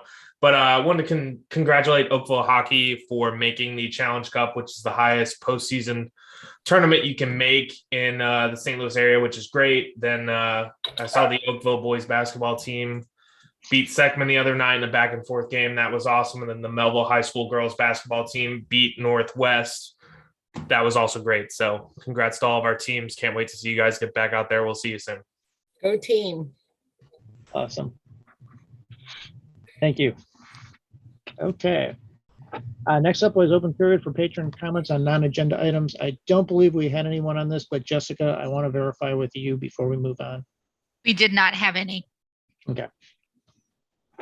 Thank you. Can I get an authorization to go to closed session? Motion to enter a closed session meeting for the purpose of reading minutes of previous meetings and corrections and approval of same and other items under the Mo revised statute 610.021 subsections 1 through 21 and 610.022 subsections 1 through 6, hiring, firing, disciplining, or promoting particular employees, 610.0213, legal action, causes of action or litigation, 610.0211. Jeff. Yes. Larry. Yes. Jean. Yes. Patrick. Yes. Peggy. Yes. Kevin. Yes. Tori, yes. All right. Thank you. We're adjourned. We have another, I guess we're not adjourned, but we're going to end this one, and we have another login for the closed session. So see you all there. Why don't we say 2 minutes. 2 minutes? 30 seconds. 2 minutes. We can't go that fast, Peggy. Why? I can. All right. Oh, Gene, I forgot you were so much faster than me. I apologize. I'll get there in 30 seconds. Whoa. Back here as soon